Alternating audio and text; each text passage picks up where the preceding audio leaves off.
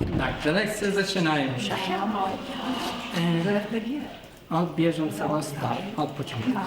Jest? Jest. Dobra, widzicie? Mam nadzieję? Dobra, witam serdecznie na mojej prelekcji pod tytułem... Jak się nazywało? Wprowadzenie do fandomu, prawda? Tak. Pierwsze pytanie moje do was brzmi, kto z was jest po raz pierwszy na takim wydarzeniu? Wszyscy? Czekajcie. Jedna osoba się tam nie zgłasza chyba, prawda? Się zgłasza? Zgłasza się, dobra. Jestem ślepy, przepraszam, stąd nie widać. Tak daleko usiedliście mnie, to jakbym miał was, nie wiem, zamordować czy coś. No dobra, witam serdecznie na mojej pierwszej prelekcji Wprowadzeniu do fandomu. Skoro tu jesteście, to znaczy, że chcielibyście się dowiedzieć co nieco na ten temat. Na początku chciałbym, żeby tak wprowadzić, tak rozpocząć ten cały kucykon, to puszczę wam pewny utwór. Utwór, który dla wielu Brownych... Wiecie, kto to jest Browny? Tak. Kto nie wie, ręka do góry? Browny to jest osoba, która interesuje się kucykami, ogólnie rzecz biorąc. Bierze się to z dwóch słów. Brother, czyli brat, i pony, czyli kucyk. I stworzone jest, i powstało, z tych dwóch słów powstało jedno właśnie Browny. I oni mają przede wszystkim w internecie swoją taką grupę, można powiedzieć. I teraz puszczę wam jeden taki utwór, który dla wielu fanów jest nazwany takim nieoficjalnym hymnem fandomu. Jeżeli ktoś chce, to może oczywiście też zaśpiewać, bo jest on dość znany w fandomie, a przynajmniej tak mi się wydaje, może. Więc do hymnu.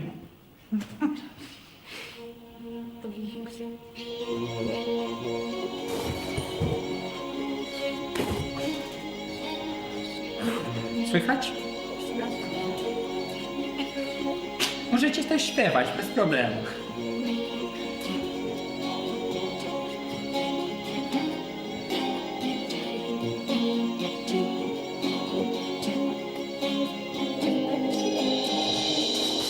Did you ever think of the possibility that there's so much more than humanity?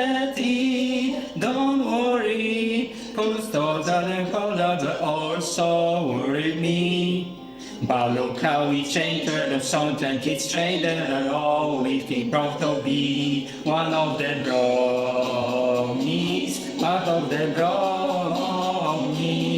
For this world anywhere and the rest are all that they always be proud to be one of the brownies, part of the brownies. Say this wise me away on the left and say la la.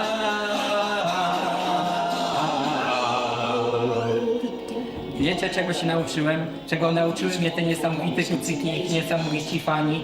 Tego, że dla każdej osoby, która niszczy ten świat i coraz bardziej go oddala, jest kilkaset osób, które chcą wszystko naprawić. Ale kiedy wszyscy po drugiej stronie zmęczą się światem, wciąż przywitamy ich z otwartymi ramionami. Przed nami dużo pracy.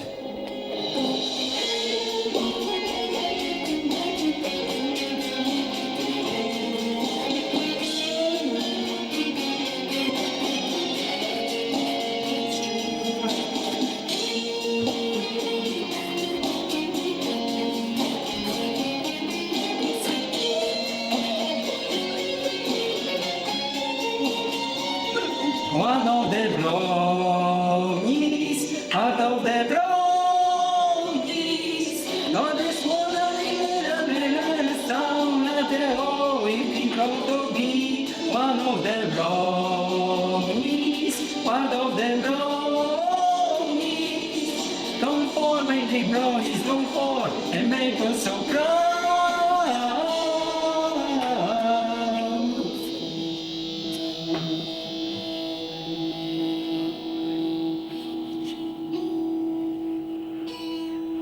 Wiecie co, to było tak wspaniała chwila, że jedna osoba aż nawet stała przez chwilę. W porządku. Pierwsze ważne pytanie. Kto z was słyszał wcześniej już ten utwór? Ręka do góry. Spokojnie, nie wszyscy naraz, okej? Spokojnie. Ręka do góry wysoko, żebym mógł was widzieć, żeby was mógł policzyć, okej? Ręka do góry, kto słyszał już tą piosenkę wcześniej, okej. Pozwólcie, że was policzę.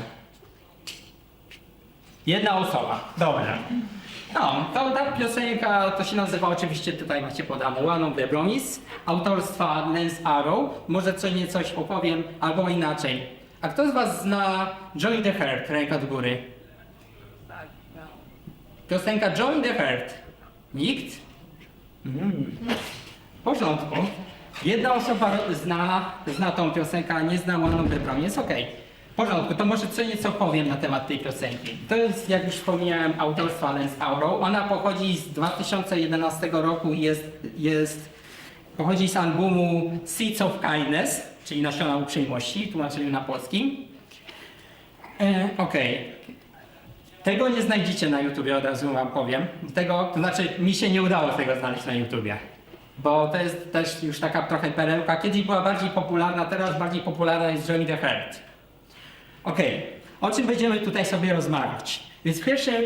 Więc nasza prelekcja będzie podzielona na takie 3 części. Najpierw będziemy opowiadali ogólnie o tym, z czego składa się fandom. Później przejdziemy na temat ponemitów. Mam nadzieję, że wiecie, co są ponemity. Ręka do góry, kto nie wie, co to jest ponemit. Okej, dziękuję. No i na koniec przejdziemy do serii krótkich pytań do was. Będę miał do was kilka ciekawych pytań. I będziemy mogli trochę podyskutować na ten temat. Okej, pierwsza ważna rzecz. Wiecie, co to jest kanon, ogólnie rzecz biorąc? No. Okej, przejdźmy więc do pierwszej części, czyli do fandomu. Co możemy uznać za oficjalny kanon? Czy wszyscy się zgadzają, że takim kanonem przykładowo może być, że Twilight Spark jest uczennicą, albo była uczennicą księżniczki Celestii? Kto się na to zgadza? Kto się zgadza? Ręka do góry. Wszyscy się zgadzamy, prawda? No to jest właśnie kanon. Czyli możemy powiedzieć, że Twilight Spark była, albo była uczennicą księżniczki Celestii. Tak, i na przykład, dobra, inny taki przykład, czy jej pierwszym asystentem jest Smog?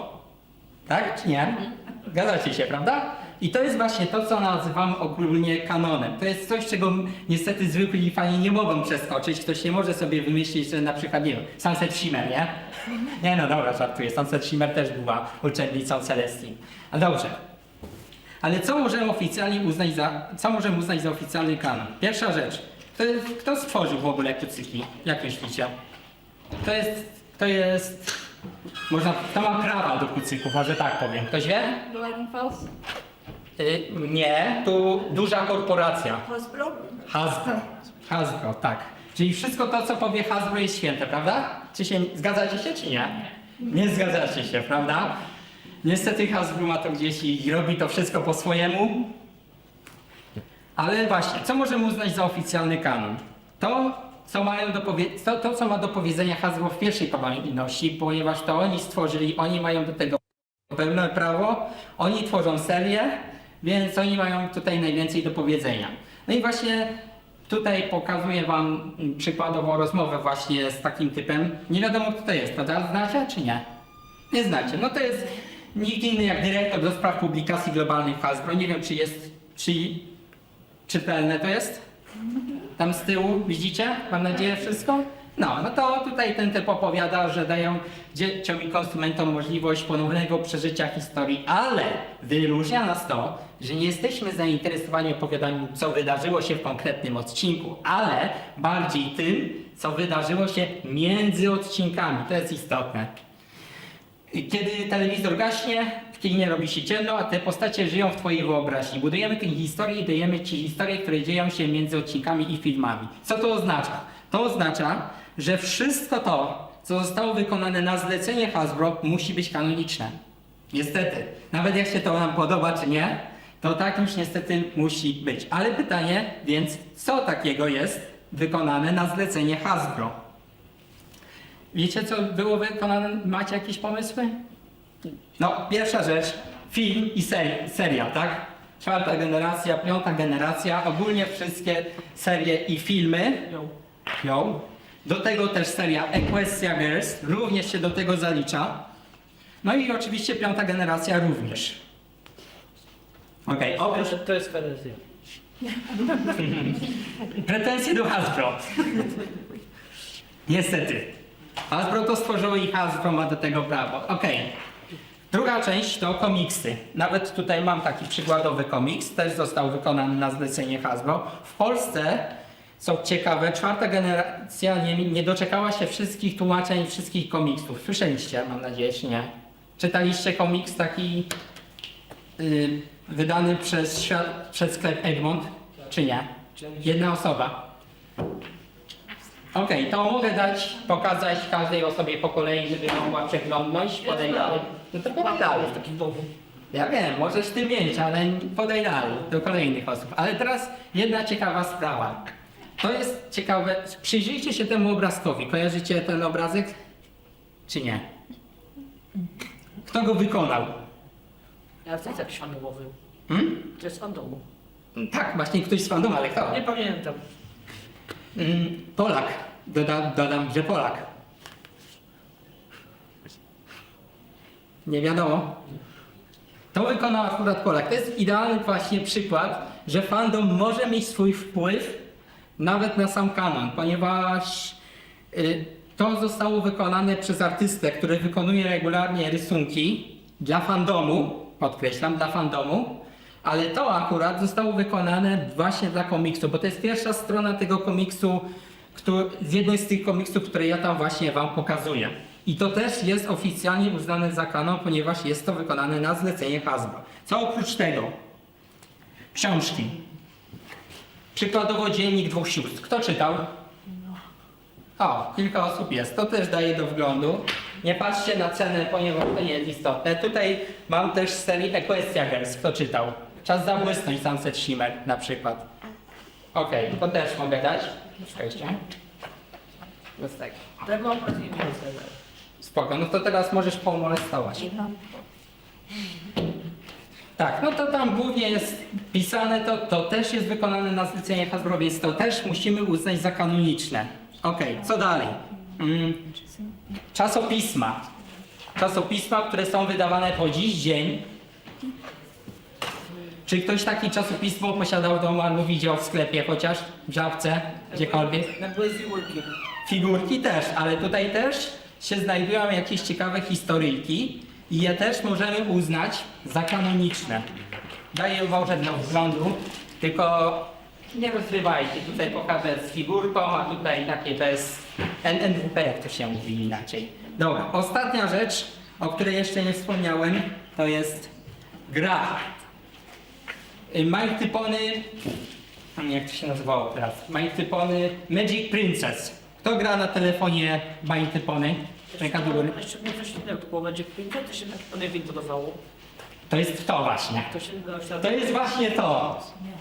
To jest, że się to coś buduje. Zdobywa się postacie, tak? Za pomocą klejnotów. To jest właśnie ta gra. I co ciekawe, powiem wam pewną ciekawostkę, ta gra, mimo że ile lat temu czwarta generacja już zakończyła swoją produkcję? 7 lat, 19. I zobaczcie, ta gra od 2012 roku jest do dziś aktualizowana, wspierana, cały czas są dodawane do niej jakieś nowe minigry, cały czas coś jest dodawanego i w ogóle nie jest ruszana nawet piąta generacja. Piąta generacja się już skończyła, prawda?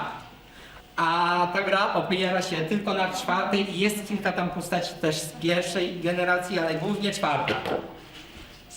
Okej, i to jest wszystko, co możemy uznać za oficjalnie kanoniczne i dlaczego to jest ważne? Zapraszam. Nic nie szkodzi. Dobra, dlaczego to jest ważne? Ktoś tam rękę podnosił? Nie. Dobra, dlaczego to jest ważne? Przyjrzyjcie się temu rysunkowi, prawda? Widzicie, mam nadzieję, ludzie z tyłu widzicie, wszystko ładnie, pięknie. Dobrze. Jeżeli oglądaliście serial czwartej generacji, to zauważycie, że na tym obrazie jest coś nie tak, prawda? Mam nadzieję, że widzicie, że coś jest nie tak. Jeden element tutaj nie pasuje. Muszę się przyjrzeć. Dobrze. Ale na razie nie mówcie na głos. Wiem, że niektórzy wiedzą, ty możesz wiedzieć, Wiem. ale ty nie mów. Niech każdy spokojnie się zastanowi, jaki element tu nie pasuje. Ja zaraz powiem, usiądź, żeby wszyscy wzięli, Spoko. Dobra, jeżeli jeszcze nie zauważyliście, to już wam mówię. Starlight Glimmer. Ale dlaczego? Ona nie ma prawa być na tym obrazie. Ale dlaczego? Dlaczego ona? Bo zobaczcie, mamy tu Spike'a, mamy tu Fluttershy, Rarity, Pinkie Pie, Twilight Sparkle, Rainbow Dash i Applejack, tak? I mamy tu też Starlight Glimmer, która nie ma prawa być na tym obrazie. Dlaczego? Bo to jest sprzeczne z kanonem. Ale dlaczego? Jeżeli oglądaliście serial, to będziecie wiedzieli. Jeżeli nie oglądaliście serialu, albo nieuważnie oglądaliście, to nie będziecie wiedzieli. Ale już wam mówię. Dlaczego? Bo to. Co to jest? To, nie pamiętam jak to się po polsku nazywa. Po angielsku to się nazywa The Golden Oak, czyli taki drzewo, budynek, biblioteka. Mieszkanie, w którym mieszka Spike i Twilight. I co się z nim stało? Pod koniec 4. sezonu został on doszczętnie zniszczony, a Starlight pojawiła się dopiero w sezonie 5. Ale zaraz! Ktoś pewnie mi powie, kolejność sezonów nie musi być chronologiczna. To, co się wydarzyło w 5. sezonie, mogło się wydarzyć przed wydarzeniami z 4., prawda? Owszem, ale nie w tym przypadku. Dlaczego? Ponieważ koniec 4. sezonu jest mocno powiązany z 5. Pierwszy odcinek 5. sezonu jest kontynuacją ostatniego odcinka 4. sezonu. Co się dzieje? Kiedy Twilight toczy bitwę z Tyrekiem, prawda? To The Golden Oak zostaje doszczętnie zniszczony i nigdy nie został odbudowany. Ale co oznaczało, że Twilight i Spike byli bezdomnymi, ale tylko na chwilę, ponieważ w jego miejscu pojawiło się coś innego, prawda? Pewien zamek. Ale nie dokładnie w tym samym miejscu. Znaczy może nie w tym samym miejscu, ale w sensie zamiast tego. Że Twilight ma... Wykopali korzenie. Tak, poczekaj. Spoko, tylko mi chodzi o to, że zamiast tego domu pojawił się jeden bardzo duży zamek, prawda? Ale nie był to zwykły zamek, bo w tym zamku znajdowała się jedna taka bardzo duża sala, komnata, tak?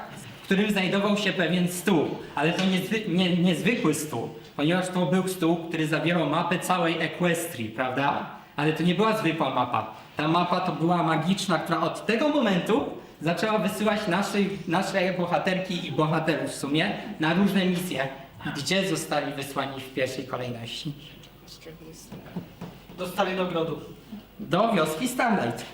Co oznacza, że Starlight nigdy nie była w pobliżu The Golden Oak, ani nawet w środku, a jeżeli ktoś by się uparł, że może tam przechodziła czy coś, to na pewno nie w towarzystwie naszych przyjaciółek. Rozumiecie czy nie? Mam nadzieję.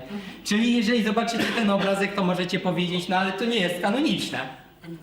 Tak, zgadza się. Starlight Glimmer tu nie pasuje, bo jest The Golden Oak. Dlatego to jest takie istotne. Oczywiście każdy może tworzyć swoją własną wersję i to się nazywa headcanon. Headcanon to jest coś, co my sami wymyślamy, tworzymy, żeby pasowało do fabuły. Dla przykładu, jeżeli już mówimy o Starlight, że jest ona w związku z Sunburstem i ma dziecko... Z kim? Jak się nazywało? Zapomniałem jak się ona nazywała. Jak było? Jak? Lasterdawn. Lasterdawn, tak, Lasterdawn.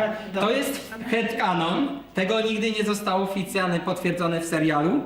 Ja znam aż dwa przykłady, dla którego tak nie jest, ale może nie będziemy o tym zbytnio wnikać, bo nie ma na to czasu. Dobra, przejdźmy teraz do najważniejszej rzeczy, czyli co takiego broni stworzy. Jak już wspominałem, pierwsza rzecz, rysunki, animacje, filmiki i komiksy, czyli coś, bez czego ten fandom po prostu nie mógłby istnieć, prawda? Tych rysunków jest całe mnóstwo, codziennie powstaje ich cała masa. Do tego dodajemy też animacje, filmiki i komiksy. Oprócz tego gry komputerowe i karcianki. Tutaj nawet mam takie przykładowe karcianki. I są one w języku polskim, bo są one tworzone przez Polaków. Pokażę do wglądu tam dalej, proszę, żeby wszyscy sobie mogli zobaczyć. I to zostało stworzone przez fanów. Polskich fanów dokładnie dodam. Oczywiście one może nie są zbyt idealne, bo to głównie prototyp jest. No ale to jest coś, co zostało stworzone tylko tak jakby od fanów dla fanów. A oprócz tego muzyka i radio. No, niektórzy nie wyobrażają sobie muzyki bez, inaczej, nie wyobrażają sobie kucyków bez muzyki. Zaraz, jak starczy trochę czasu, to pokażę wam, ile tak naprawdę tych piosenek powstało. No i oczywiście radio to już odchodzi trochę do lamusa, więc może nie będę zbyt długo w to wnikał. Oprócz tego fanfiki i książki. Kto z was czytał fanfika jakiegokolwiek? Ręka do góry. Jakiegokolwiek fanfika, to nie musi być kucykowy. Okej. A kto z was pisze? Może tak. Ktoś z was pisał jakiegoś fanfika? Kiedyś próbował? Napisałem jednego, ale to było marne bardzo. Marne bardzo. A, To ja kiedyś napisałem na Film Fiction, wysłałem, miałem 21 kciuków w dół. I 4 w górę. Aha, no i książki jeszcze. Są też specjalnie drukowane książki w wersji właśnie takich. Proszę? to są fanfiki. Tak, to też są fanfiki. Tylko, że w wersji drukowanej. W wersji książkowej, tak jak tutaj mamy, to też jest właśnie wersja książkowa tworzona przez fanów. Na przykład Speedy, prawda? Taką tworzy. Kryształowe gryzienie, tak? No, kryształowe gryzienie. Ale są też zagraniczne, tam chyba Fascins, prawda? Antropologia z Lajrą. Okej, jedźmy dalej. Magazyny i wiadomości. No to głównie kwestia daily, to będziemy mówić. To informacje na temat tego, czy będą jakieś nowe seria i informacje w świecie fandomu. Oprócz tego dystrybucja gadżetów. Tak, nie może się obejść bez gadżetów. I dla przykładu jeden z takich elementów macie teraz przy sobie, prawda? Czyli ID-ki. I to jest już wasze. Tych gadżetów jest całe mnóstwo. Jeżeli ktoś chce, to oczywiście będą mogli też kupić takie gadżety też w sklepach, bo tego jest całe mnóstwo. Takim przykładem jest na przykład taki paszport. To jeszcze jest, czy to było raz dane? To znaczy, jeżeli nie masz, no to byś musiał pójść, ale to do... A ty nie masz? Nie. Aha. No to mogę wam pokazać. Tu są wszystkie moje ID-ki. Do kogo do Speedy'ego? Proszę? Speedy'ego. Nie do Speedy'ego. Do M-ki. A, czyli tu nie ma. Nie, M-ki tu nie ma. M-ki tu nie ma. Jeżeli ktoś chce, to może sobie przeglądnąć tutaj, jak wyglądają te gadżety. Zapraszam. Tych gadżetów jest też bardzo dużo. No i ostatnia rzecz, czyli polemity. Tak, czyli tak naprawdę to, na czym się teraz znajdujecie. Spotkanie między fanami kucyków. To się właśnie wzięło słowa pony, czyli kucyki, i mity, no to spotkanie, prawda? I taki konwent, takie większe wydarzenie. Okej, pierwsza rzecz, gdzie możemy takie dzieła znaleźć? Okej, rysunki, animacje, wideo i komiksy. Istnieje taka specjalnie dedykowana strona, w której możecie przeglądać różne właśnie rysunki, animacje, wideo i komiksy. I takim najbardziej popularnym jest właśnie Derby Buru. Kto z was zna? Ręka do góry. Jak to nie jest tam. No, zobacz. Bo nie znają ludzie. Ogólnie to jest strona dedykowana, gdzie można właśnie przeglądać nowe, kolejne zdjęcia, rysunki. I zwróćcie uwagę, że ja tu przekazuję wiele różnych takich stron. Dlaczego? Już wam pierwsze z wyjaśnieniem. Chodzi o to, że niestety żyjemy w takim świecie, że niektóre rysunki są niegrzeczne. Bardzo niegrzeczne. I że jak tylko zobaczycie je, to od razu się przerazicie. Dlatego Derby Buru starał się z tym walczyć i niektórzy twórcy sobie doszli do wniosku, co? Mojego dzieła nie chcecie udostępnić? No to stwórzmy sobie inną stronę. No i tak powstało Pony Buru, Twi Buru, Main Buru, nie wiem, tam chyba jest Trixie Buru, Rainbow Dash Buru, tu wpisz swoje imię postaci Buru i tak dalej. Tam co było też jeszcze. Proszę? Lajra było. Jak? Lajra. Lyra Buru? A to ja nie znam. To znaczy, wszystkie i tak są identyczne. Wszystkie są tak identyczne, różnią się tylko kolorystyką. Lepiej Buru walczy z AI walczy. Właśnie, co do AI. Dlaczego walczy? To jest właśnie ważne pytanie, ponieważ... Co jest? Później, co mi tu pokazujesz jakiś tymś? Lajra było. No, Lajra to musiało być Lajra, nie? Słuchaj, tutaj są dzieci, dobra? Pokazałem ci prywatnie. No, pokazałeś, ale na most mówisz. Sam podałeś taką stronę, teraz będą przeglądać tę stronę. Dobra, wracając. Tak, Jeżeli chodzi o AI, to rzeczywiście to jest prawda, ponieważ AI, bo artysta ile stworzy takich rysunków dziennie? No, niewiele, prawda? A sztuczna inteligencja? Tysiące. I wyobraźcie sobie, że jakiś artysta chce wrzucić jakiś ładny rysunek na stronę i zostanie ono doszczętnie zakopane tysiącami jakichś brzydkich rysunków generowanych przez AI. Dlatego Delphi Buru tak bardzo walczyło z tym, żeby nie wrzucać na ich stronę rysunki wygenerowane przez AI. Wiem, że tam chyba można było góra 2 rysunki dziennie chyba, czy coś w tym stylu, ale oczywiście twórcy musieli stworzyć swoją własną stronę, tam chyba Tantabus się to nazywa, czy jakoś tak. Chyba Tantabus. Strona się nazywa Tantabus, tam można oglądać wyłącznie rysunki wygenerowane przez sztuczną inteligencję. No ale najbardziej popularna, jak już mówiłem, to jest właśnie Delphi Buru. Oprócz tego przejdźmy teraz właśnie do gier i muzyki. Kto z Was lubi grać na komputerze? Różne flaszówki, różne takie gry bardziej rozbudowane. No tutaj przesyłam, bo niestety nie ma żadnej strony, która posiada archiwum całych takich gier. Nie starczy mi czasu, żeby Wam to pokazać, ale dzisiaj o 20, teraz Wam powiem, o 20 chyba drugiej będzie gameplay, let's play i tam będę mniej więcej część tych gier pokazywał.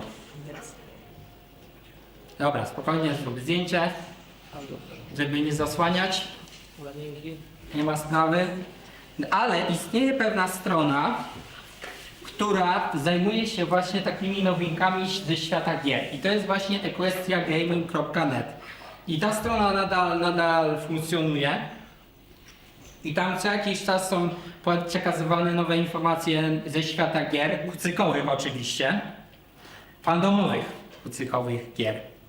Ok, no i teraz przejdźmy do muzyki. Istniała taka strona, teraz niestety już tej strony nie ma, która miała archiwum wszystkich piosenek, jakie zostały w historii stworzone właśnie kucykowe. I to jest właśnie ponmusic.net. Jeżeli chcecie, to mogę wejść na tą stronę, tylko byście musieli trochę mi czasu dać, to pokażę Wam, ile takich piosenek się w tym archiwum uchowało. Pozwolicie mi? Dobra, to poczekajcie tylko. Dajcie mi chwilę czasu.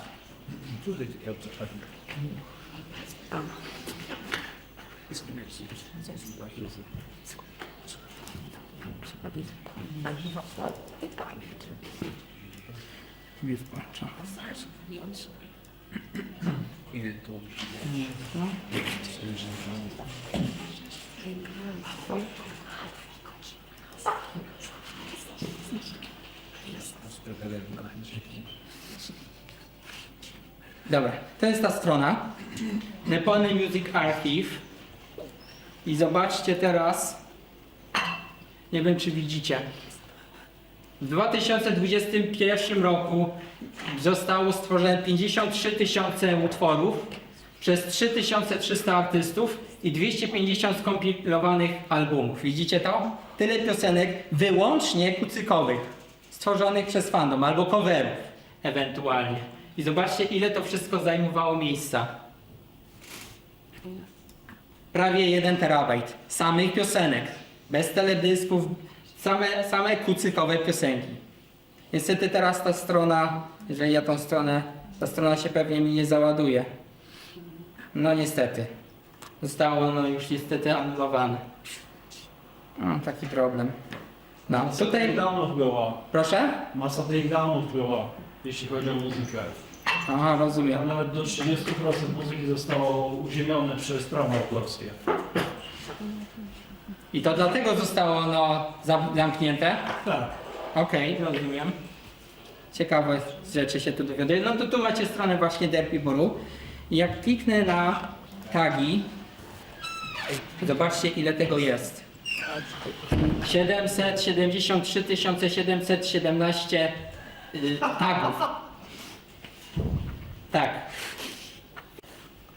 Gdzieś tu są statystyki podane, ale teraz, tu są statystyki.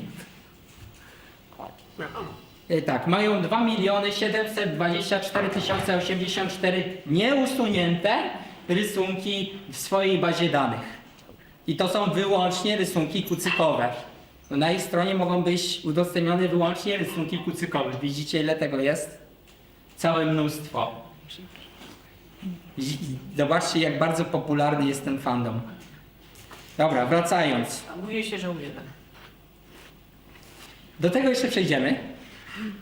Do tego jeszcze przejdziemy. No to jest... Jaki mamy dzień tygodnia? Czyli umarł już 6 razy w tym tygodniu. Tak. To. Okej, no i radio. Z racji tego, że radio już powoli odchodzi do lamusa, to jedyne radio, jakie udało mi się znaleźć jeszcze fandomowe, to jest ponyvillefm.com i ono nadal jeszcze funkcjonuje. Wcześniej było ich całe mnóstwo, każdy kraj miał swoje własne radio. Polacy też mieli swoje radio. Najpierw to było radio jej. Było polskie? Tak, to było polskie. W sensie, że były tam różne, jak to się mówi, no prowadzone przez ten, no wywiady były na przykład, były też, fanfiki były nawet czytane. Pierwsze to było Radio Jej, polskie. Później w Radio Jej pojawiło się Radio Pi, które też było polskie, ale też zostało zamknięte i ostatnim polskim radiem to było... Jak? Cloudsdale FM.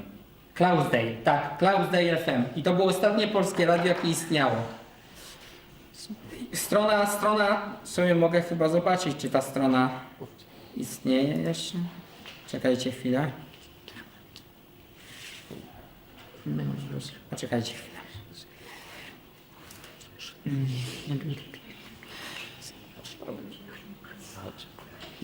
Bonneville Radio, o, jest.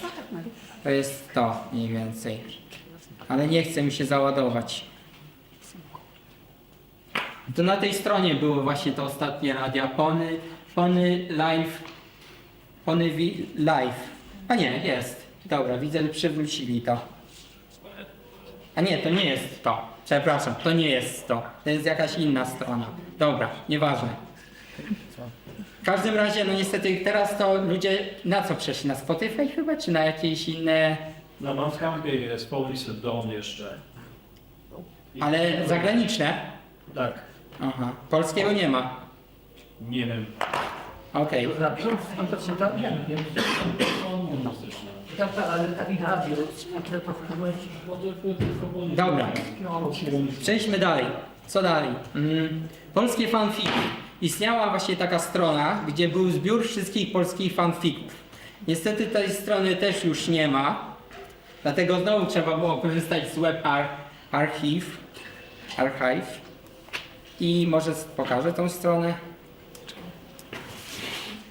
Teraz ogólnie, jeżeli chcecie przeczytać stare polskie fanfiki, podkreślam, polskie fanfiki, no to MLP Polska tylko, forum.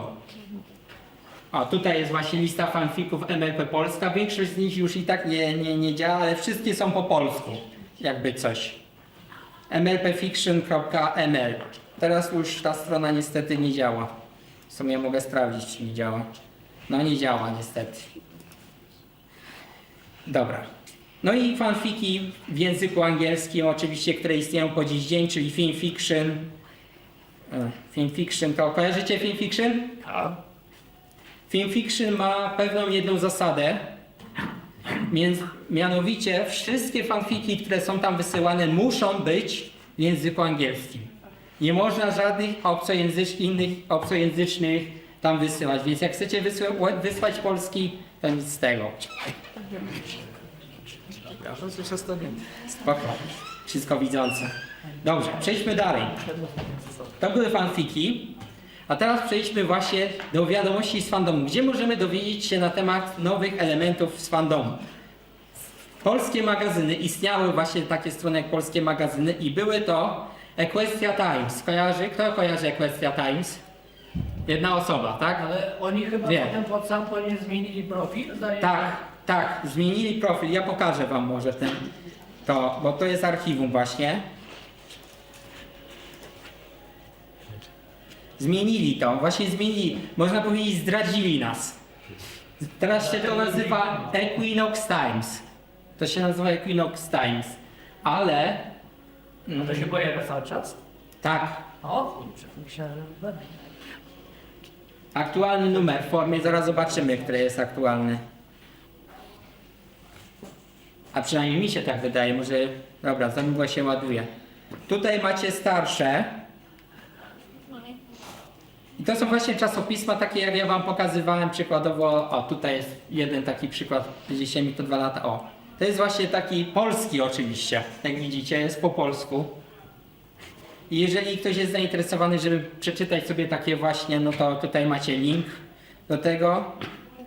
I no, maj 2026. Czyli to jest do dziś, nie wiem czy widzisz. Widzisz? no, Tu, spadkiem widzę. tu, widzisz? 5/2026. A oni tam cokolwiek jeszcze z eventem publikują, czy nie? No raczej nie. Raczej... Ła, aż głosy są. Raczej ciężko. Tutaj głównie to gry. No. Znaczy ja nie przeglądałem ostatnio, nie widziałem tam żadnych nowych, ale ciężko powiedzieć. Wydaje mi się, że nie. Ale... A czy oni pisali, skąd w ogóle taka drastyczna zmiana nagle? Ojejku, nie mam pojęcia. Bo ja Wiesz co? Ale to... Jeżeli przeglądniesz, może tutaj będzie gdzieś na ich stronie. Tu już. No tutaj macie całe archiwum tego. Tam pewnie gdzieś będzie to, ale teraz no nie mam czasu, żeby to przejrzeć dokładnie. No dobra, kto z was zna FGE? Folklorios Equestria. To jest blog, można powiedzieć taki blog. Teraz już trochę przestał być, no już nie jest aż tak popularny, ale nadal jest tam dodawany ryb cały czas tam coś dodaje, prawda? No właśnie, Folklorios Equestria, to jest polska strona. I o, zobaczcie, nawet jest post o kucykonie, już w ten weekend. Autorstwa ryb. Więc jeżeli chcecie się dowiedzieć o jakichś nowinkach, no to możecie wejść na Folklorios Equestria i tam się dowiadywać o różnych rzeczach. To jest jedna z najstarszych stron w polskim fandomie, jakie istniały, bo to już w 2011 roku istniało. Natomiast jeżeli chodzi o zagraniczne, no to oczywiście Equestria Daily. Tutaj więcej się dowiecie informacji, bo tutaj jest cały czas, można powiedzieć, na bieżąco. Kto z was zna Equestria Daily? No okej, to jest angielskojęzyczne, dlatego większość może was nie znać, no ale tutaj można sobie bez problemu przetłumaczyć na polski. Dyskusja nocna numer 4287. No i tu dowiadywać się na temat właśnie nowych nowinek, czy na przykład jakiś artysta czegoś nowego nie wprowadził, czy może jakiś nowy film powstanie, jakaś nowa gra, czy cokolwiek. To jest właśnie najbardziej popularna strona, żeby dowiedzieć się o nowinkach związanych właśnie z fandomem. Dobrze. Przejdźmy teraz do serwisów społecznościowych. I pierwsza z nich to kuce pociągowe. Kojarzycie? Kto z was korzysta z Discorda? Ręka do góry. Okej. I pierwsza rzecz, gdzie możemy porozmawiać z ludźmi, bo oczywiście mówimy o serwisach społecznościowych, czyli gdzie możemy integrować się z innymi ludźmi, którzy też podzielają nasze zainteresowania. Najbardziej obecnie popularne są kuce pociągowe. Niestety nie mam tutaj linka z zaproszeniem, więc jak ktoś będzie chciał, to może podejść do mnie po prelekcji, to tam pokażę co i jak. I tam właśnie często odbywają się różne też nawet online, meetingi online. No i tam, jeżeli ktoś się chce dowiedzieć, kiedy na przykład będzie następny meet, gdzie, no to zazwyczaj właśnie tam. Jeżeli istnieje właśnie też coś takiego jak Imperium Fandomu, tylko Imperium Fandomu już można powiedzieć trochę umiera, tak jak fandom. Tam właśnie najwięcej się działy różne prelekcje się zdarzały, a jeżeli chodzi o zagraniczne, no to Ponyliv Plaża, tak? To jest właśnie taki typowy zagraniczny, gdzie ludzie mogą się poznawać między sobą właśnie i dzielić się właśnie różnymi zainteresowaniami i rysunkami. Jeżeli ktoś nie korzysta z Discorda, to może jeszcze skorzystać z Facebooka. Na grup facebookowych powstało mnóstwo, tak samo jak Discordowych, bo nie wiem czy wiecie, że jest serwer nawet Kucykon Discordowy. Ale my mówimy tu o całych ogólnych fandomie. No i takie obecnie, które jeszcze w miarę tam jakieś posty mają, no to oczywiście broniec.polska. Tam pojawiają się od czasu do czasu jakieś informacje, no a zagraniczne, no to Mindtypony Community. Jeżeli ktoś nie ma ani serwera, ani Discorda, ani Facebooka, no to może jeszcze skorzystać z forum, które jeszcze, o dziwo, jeszcze istnieją. MLP Polska, no to jest ten polski jeden z najstarszych i tam właśnie ludzie, no teraz już może tego nie ma aż tyle, może zobaczę z ciekawości, co się tam dzieje teraz na tym MLP Polska, bo tam właśnie najwięcej fanfików. Teraz to głównie tam można wejść, żeby przeczytać jakieś fanfiki. Oj. Ctrl-V. I 2025, no to już jest stare. O, no widzę, że ktoś jest, wystrzałowy krzyk. O, i ktoś wrzucił akurat 20 godzin temu fanfika pod tytułem Wystrzałowy szyk. One Shot Comedy Radom, okej. No i jak widzicie cały czas jest, o, Kucykon 2026, czyli jednak ta strona jeszcze żyje bez problemu. Dodam jeszcze, że w sensie jak była epidemia, nie COVID-a, to mity się przeniosły, był taki serwer, on się nazywa chyba Discord Meet, coś takiego. I Tak. tam było 2 czy 3 edycje takiego niepełnoprawnego mita, bo tam była raz zamknął charytatywną, wywiady z aktorami dubbingowymi, prelegi tak samo jak tutaj. I chyba właśnie wtedy się Discord tak jakby, znaczy się fandom na Discordzie tak bardziej okrzepł, prawda? Bo wcześniej to chyba Facebook był bardziej popularny przed COVID-em niż Discord teraz. Po ogóle poziomowe w sumie nie miał dimlapsów, ale to też jakoś tam mniej więcej, nie? Powiem ci tak. Byłeś na Twilight Mean Online?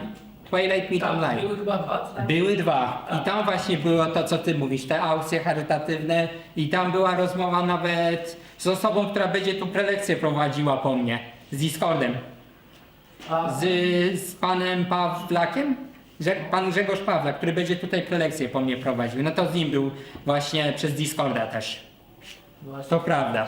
A nie to Proszę? Właśnie mówię, że przypomniała mi się, bo mój Tłuszczak, że przez tą aukcję właśnie, to była pierwsza aukcja właśnie na Discordowym micie. Bo kuce pociągowe chyba troszkę później powstały, nie? Po serwer.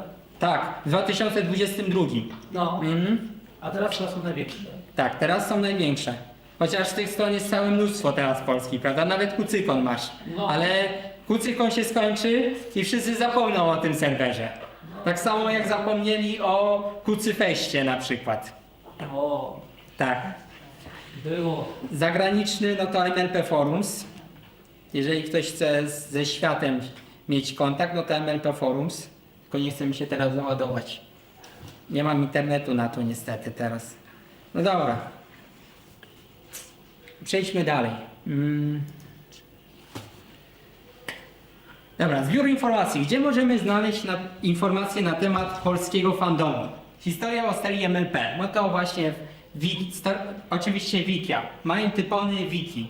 To tam dowiemy się właśnie wszystkich informacji na temat postaci, na temat serii, na temat serialu, Equesters i tak dalej.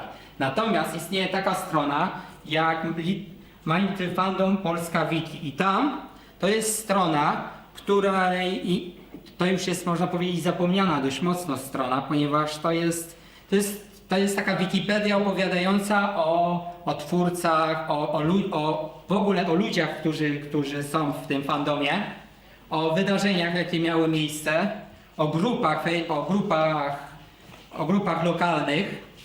Ta strona ogólnie już nie jest aż tak popularna, kiedyś była. To się nazywa Mindtypandom Polska Wiki. Może pokażę. Tylko znowu muszę przejść tutaj.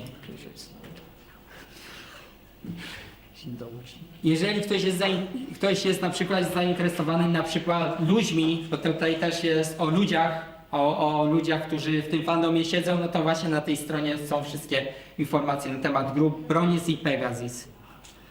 Tu chyba było. Gdzie jest Broniec i Pegasus? Tu. Artyści, nerdy, no tutaj jest lista osób, które są w fandomie. To znaczy były przynajmniej wiele lat temu, ale może nie będę tutaj wam pokazywał. Jak ktoś jest zainteresowany, to tutaj macie link. A z ciekawości, czy ten co jakiś czas ponawiający się spis powszechny broni powstał tam, czy to jakby niezależnie było? Niezależnie było. Niezależnie. Niezależnie, bo to Speedy robił, prawda? No właśnie, To Spinio. pod kątem tej Wikipedii fandomowej było.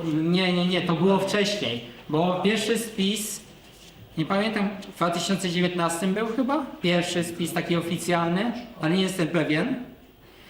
Natomiast ta strona przestała być zbytnio taka aktualizowana od 2015 roku.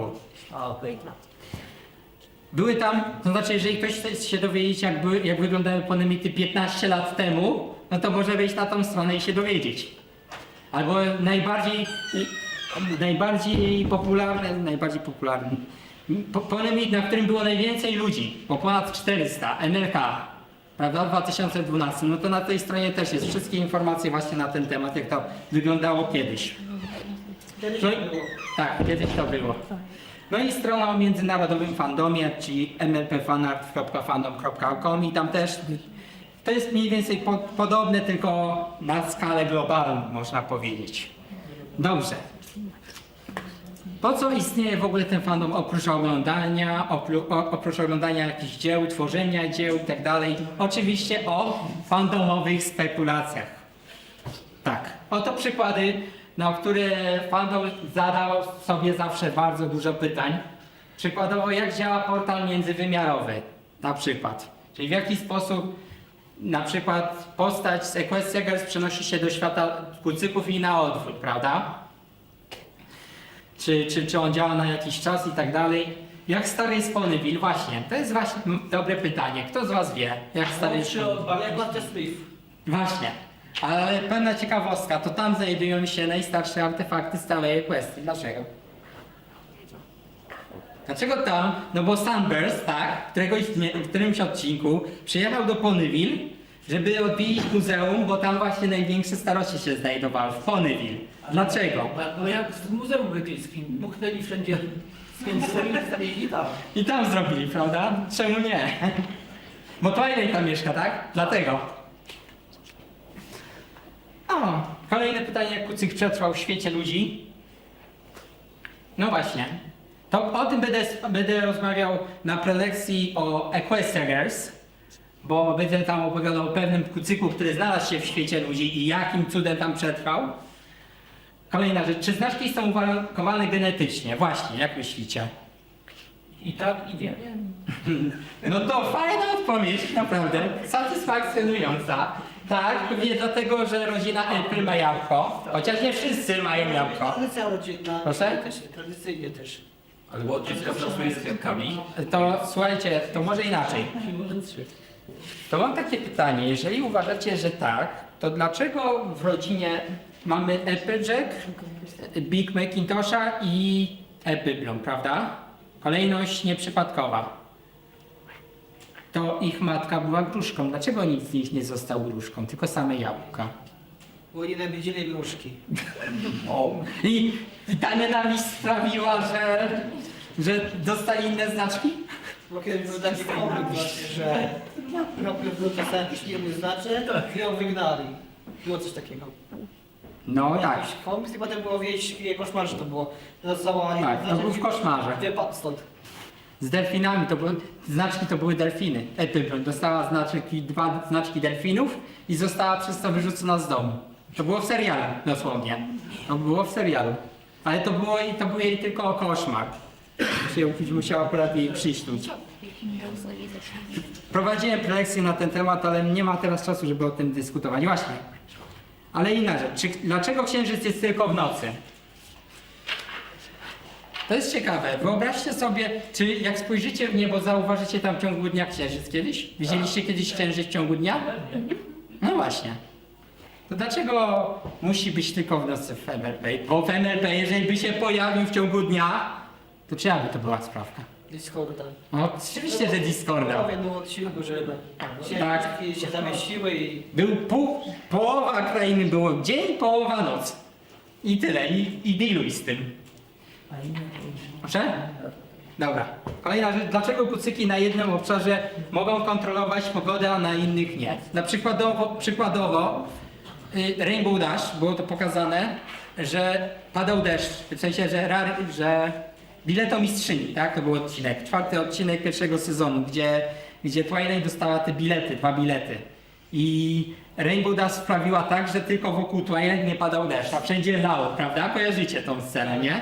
Czyli oni mają wpływ na tą pogodę, ale okazuje się, że nie wszędzie. No i był taki odcinek właśnie, że planowali burzę i sprzątali przed burzą, było coś takiego. No było, ale było też, że Celestia i Luna walczyły właśnie z burzą w Kryształowym Imperium.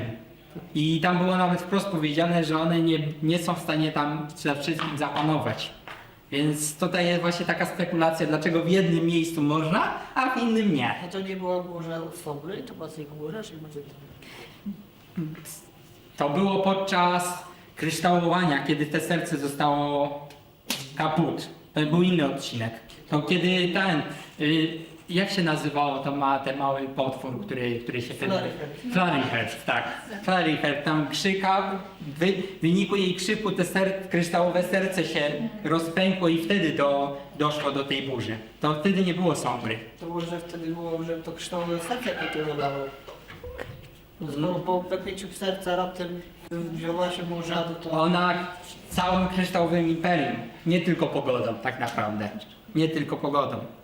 Bo przecież przez 1000 lat nie było tego kryształowego imperium, prawda? Ale to nie było tak, tam po prostu była paskudna pogoda i tylko i wyłącznie jakby Nawet na tym obszarze. z tego co pamiętam, to nawet na mapach nie było zaznaczona. Tak przynajmniej pamiętam, że nawet na mapach jej nie było. Przez 1000 lat, chyba tak było mówione, ale teraz nie pamiętam dokładnie. Dobra, kolejna rzecz, sposoby transportu kucyków. Widziałem ostatnio takiego mema, może nawet pokażę wam tego mema, jeżeli ją znajdę. Poczekajcie chwilę, Było pokazane z serialu kilka tych pojazdów. ale pokażę wam. Ostatnio widziałem takiego ciekawego mema, pozwólcie, że zaraz go znajdę. To jest Celestium? Tak, to jest Celestia. Widzę, że wiesz.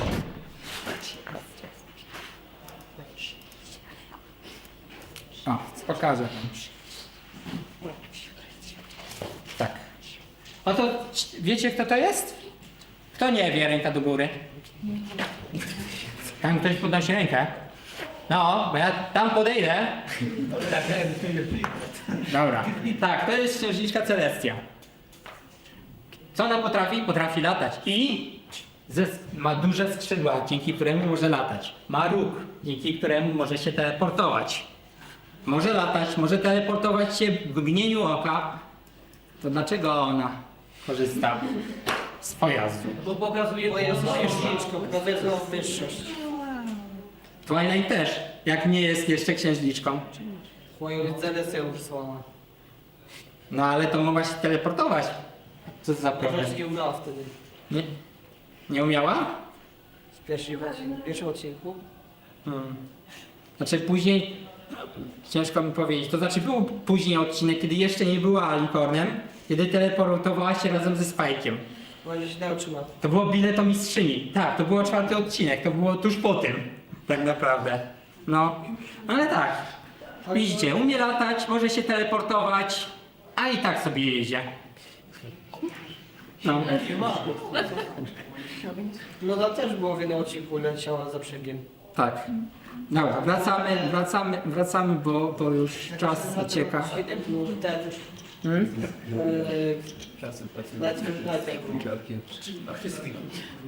Tak, to Luna wtedy, tak.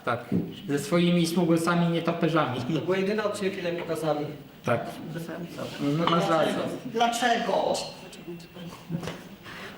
Dobra, może macie jakieś swoje pomysły co do spekulacji, takie jak tutaj pokazałem. Ktoś ma jakieś? Możemy porozmawiać. Te słynne pytanie, po co kucyki hodują na przykład Świnie. Świnie. Nie krowy. No, jedna z teorii jest taka, że na handel ze smokami, bo smok nie ma takiego dylematu, że nie zje świnki, a No. smoki nie wiem co. Może smoki tylko omijają podniebi, ale w zamian trzeba im składać jak w legendach ofiarę. Znaczy, ja słyszałem też taką teorię, że robią to głównie z dwóch takich powodów słyszałem. Pierwsza to magia. Nie wiem dlaczego magia, no ale jedni mówią, że to powodu magii. Nie, to znaczy co?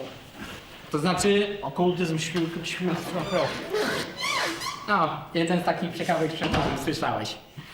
No a drugi taki przykład to był jak z tymi świniami.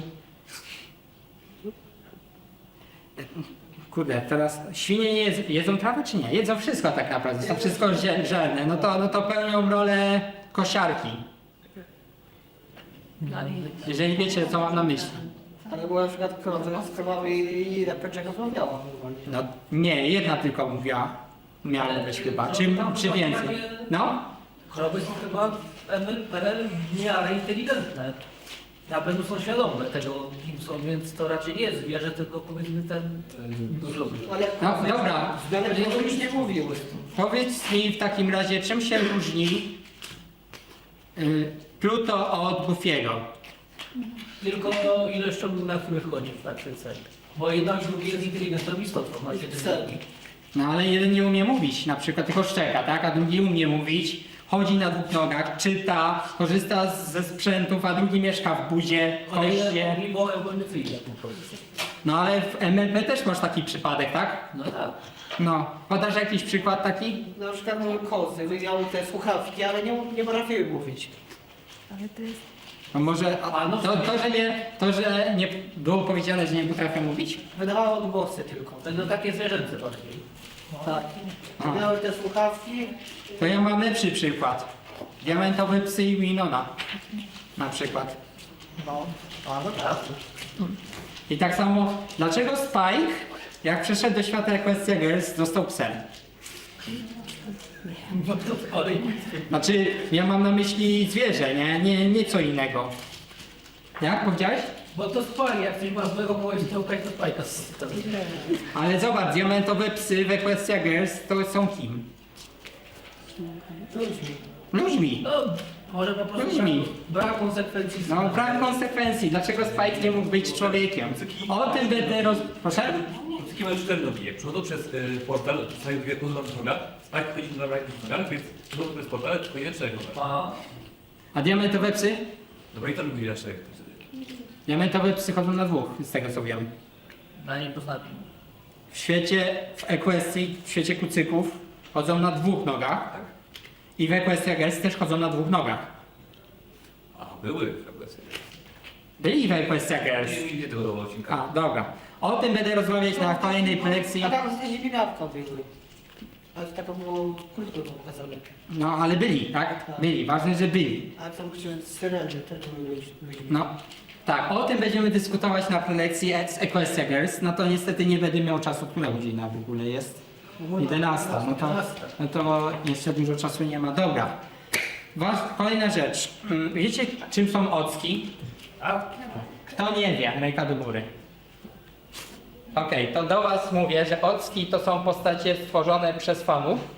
W skrócie Original Character, które oficjalnie nigdy nie pojawiły się w serialu. Są one stworzone po prostu przez fanów. I jest można powiedzieć, podgadunek ocków i nazywa się Ponysona. Słyszeliście o Ponysonę? A, Ręka do góry, kto ma własną Ponysonę? Jedna osoba?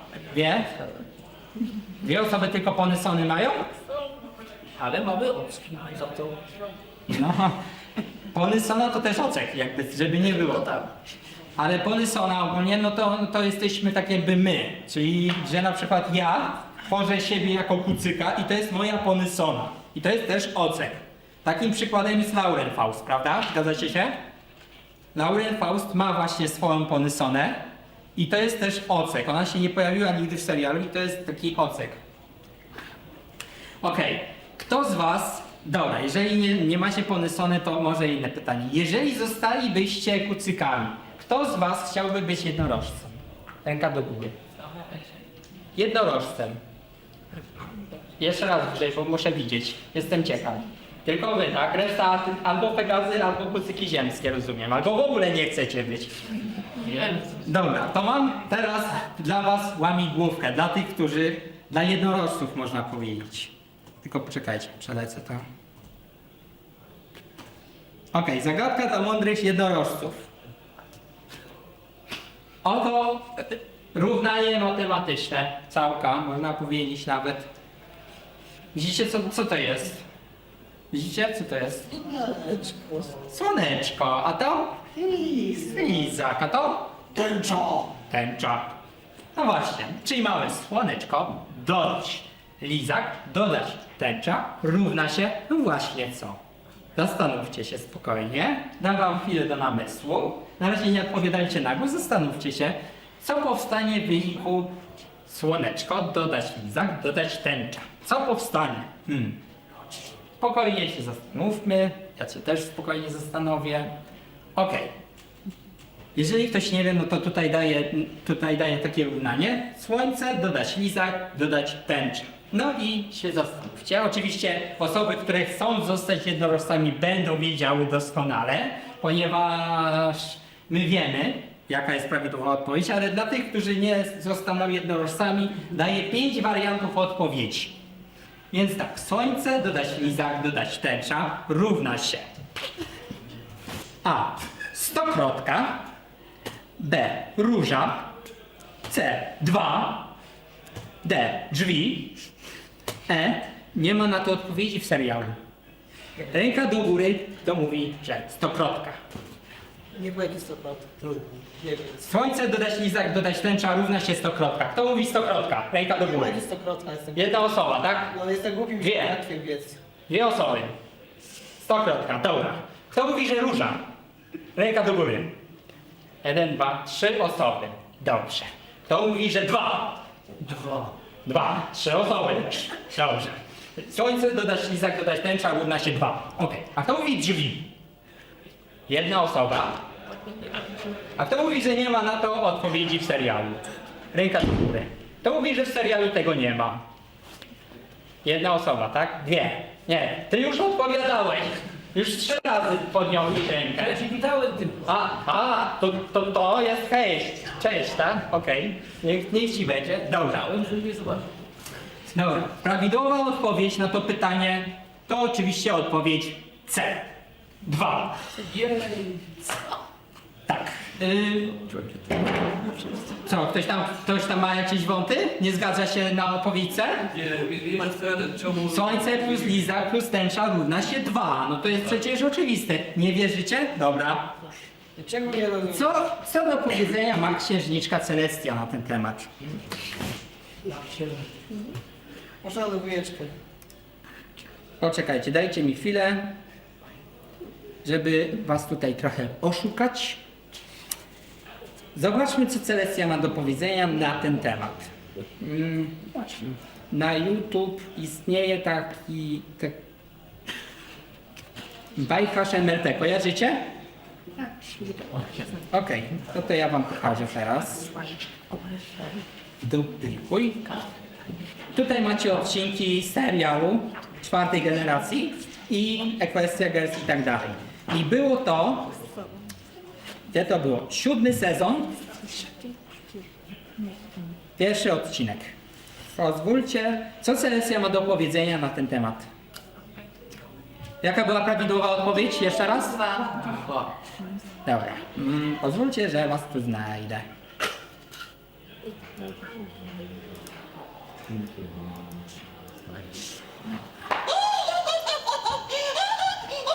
Nie wierzę, że się ze mnie śmiejesz. Och, Twilight, wcale nie. Śmieję się, bo miałam dokładnie takie same obawy jak ty teraz. Opowiem ci historię. Dawno, dawno temu był sobie bardzo bystry młody kucyk. Jedna z moich najlepszych uczennic. Jedna z moich najlepszych uczennic. Jedna z moich najlepszych uczennic. Jedna z moich najlepszych uczennic. Jedna z moich najlepszych uczennic. Nie wiem, czy zauważyliście, co ona napisała na tablicy. Właśnie to. 2. Widzicie? Czy ktoś ma jeszcze wąty? Ale wiecie co? Podoba mi się w ogóle ten obrazek, bo to jest takie typowe polskie gimnazjum, nie?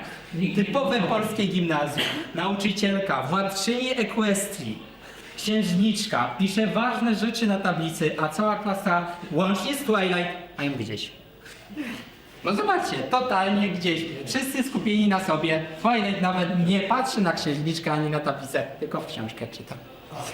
Czyli co dla Twilight jest ważniejsze, książka czy Celestia? No, książka. Czy uważacie, że Twilight byłaby skłonna sprzedać Celestię, żeby tylko jedną książkę dostać? Tak. W porządku. Rozumiem. Jak tak uważacie? Dobra. Czyli prawidłowa odpowiedź to odpowiedź C. 2. No. Jeżeli oglądaliście serial, no to będziecie to wiedzieć. Dobra. To już możemy pominąć. Dobra. Część druga. Przewodnik po ponemitach.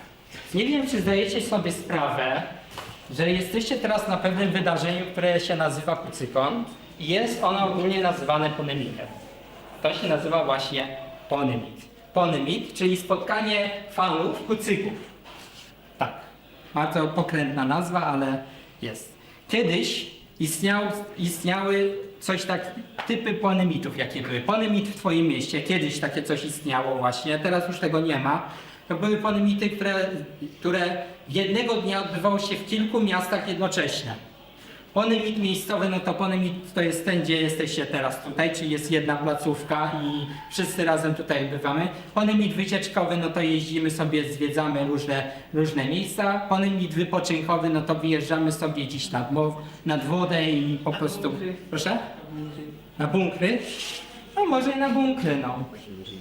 Do czyjegoś mieszkania też. Czemu nie? No i są też inne typy, ale to już są takie bardziej też mini-mity na przykład.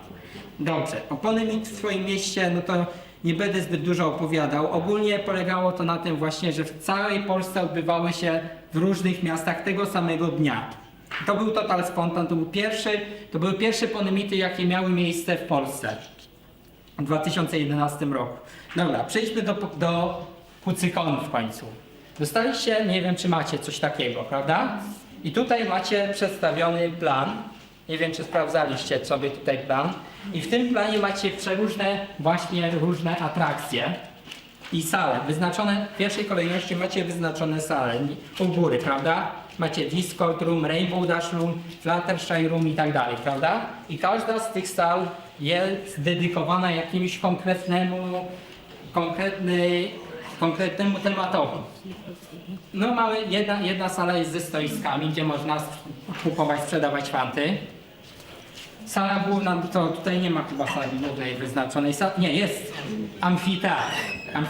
Tak, amfiteatr. Teraz tam chyba nic się nie dzieje, ale będą dzisiaj odbywały się koncerty. Tak. I cosplay, o zapomniałem. Kto z was właśnie cosplay, bo jeszcze nie powiedziałem na ten temat. Wiecie co to jest cosplay? To nie wie. Ręka do góry, kto nie wie co to jest cosplay. Wiecie co to jest cosplay? Okej, no to nie muszę tłumaczyć. W porządku. I to jest właśnie sala główna, czyli to będzie, nie wiem czy byliście już, no nie byłem. Spoko. Sale prelekcyjne, no to taka jak tutaj, game roomy, nie wiem czy tutaj jest jakiś game room, jest chyba, bo są chyba nawet planszówki, tam są osoby, które cały dzień tam spędzają tak naprawdę. Studio karaoke, bez tego nie mógłby się żaden większy ponemit odbyć. Nie wiem, czy jest tu karaoke, prawda? Śpiewa, kto z was tu śpiewa jakąś piosenkę kucykową na karaoke? Ręka do góry. Jedna osoba. Nic się zdarzyło. Drugi miesiąc ojca zagrał. W konkursie. Nie, ogólnie. Tak, drugie od końca. Aha, ogólnie. No to powinieneś wziąć udział w konkursie. Będzie tutaj konkurs chyba nawet. Widziałem się poczuć. Osoby prosto nie. To znaczy, no, tam tekst się pojawia, tylko trzeba dobrze odpowiedni poziom ułożyć, żeby to dopasować mniej więcej w czasie śpiewu. Nie. Proszę? Nie. Ale to nie do ciebie. Okej, orgroomy. Dla nas to jest strefa śmierci, tam nie wolno. Sleep roomy, no to będą właśnie tylko w godzinach nocnych, to będą wyznaczone strefy, gdzie będzie można rozłożyć materace i się po prostu położyć spać. No i najważniejsza dla mnie rzecz, plusiką. Kto z was ma pluszaka? Ręka do góry. No, widzę, że masz. Okej, jeszcze raz. Pokażcie ręce. Tak wrócam. Okej, mam nadzieję, że to jest zarejestrowane. Będzie. Będzie. Dziękuję. I ważna sprawa, potem wam pokażę. Będzie konkurs. od 12. Zapraszam każdego z Was na sektor Pruszikon. To jest za wejściem, tam gdzie akredytacja była. Zapraszam Was na Pruszikon od godziny 12 do 18:30. Będziecie mogli pójść, oglądnąć sobie, jakie tam pruszaki są i będziecie mogli zagłosować w 3 konkretnych kategoriach. I teraz nie pamiętam tych kategorii. Tam będzie wszystko wyjaśnione. Zwycięzca dostanie nagrody. Zapraszam Was, bo każdy oprócz nas, uczestników, każdy pluszak, który tam jest zarejestrowany, dostaje swój identyfikator. I na tym identyfikatorze jest wpisany numer i Wy wybieracie, który ma wygrać, który jest najbardziej uniwersalny, który jest najbardziej zadbany i tak dalej. Więc zapraszam wszystkich, jak będziecie mieli w wolnym czasie od 12 do 18:30 przyjść do sali pruszikonowej, żeby pooglądać właśnie pluszaki i wybrać swojego ulubieńca. Dobrze. Jakie są główne punkty? Akredytacja uczestników, czyli coś, co Wy wszyscy już macie za sobą, musieliście, prawda, stać w kolejkach, część z Was musiała też zapłacić, no i otrzymywaliście specjalne identyfikatory do tego, prawda? To prelekcje, dyskusje i warsztaty.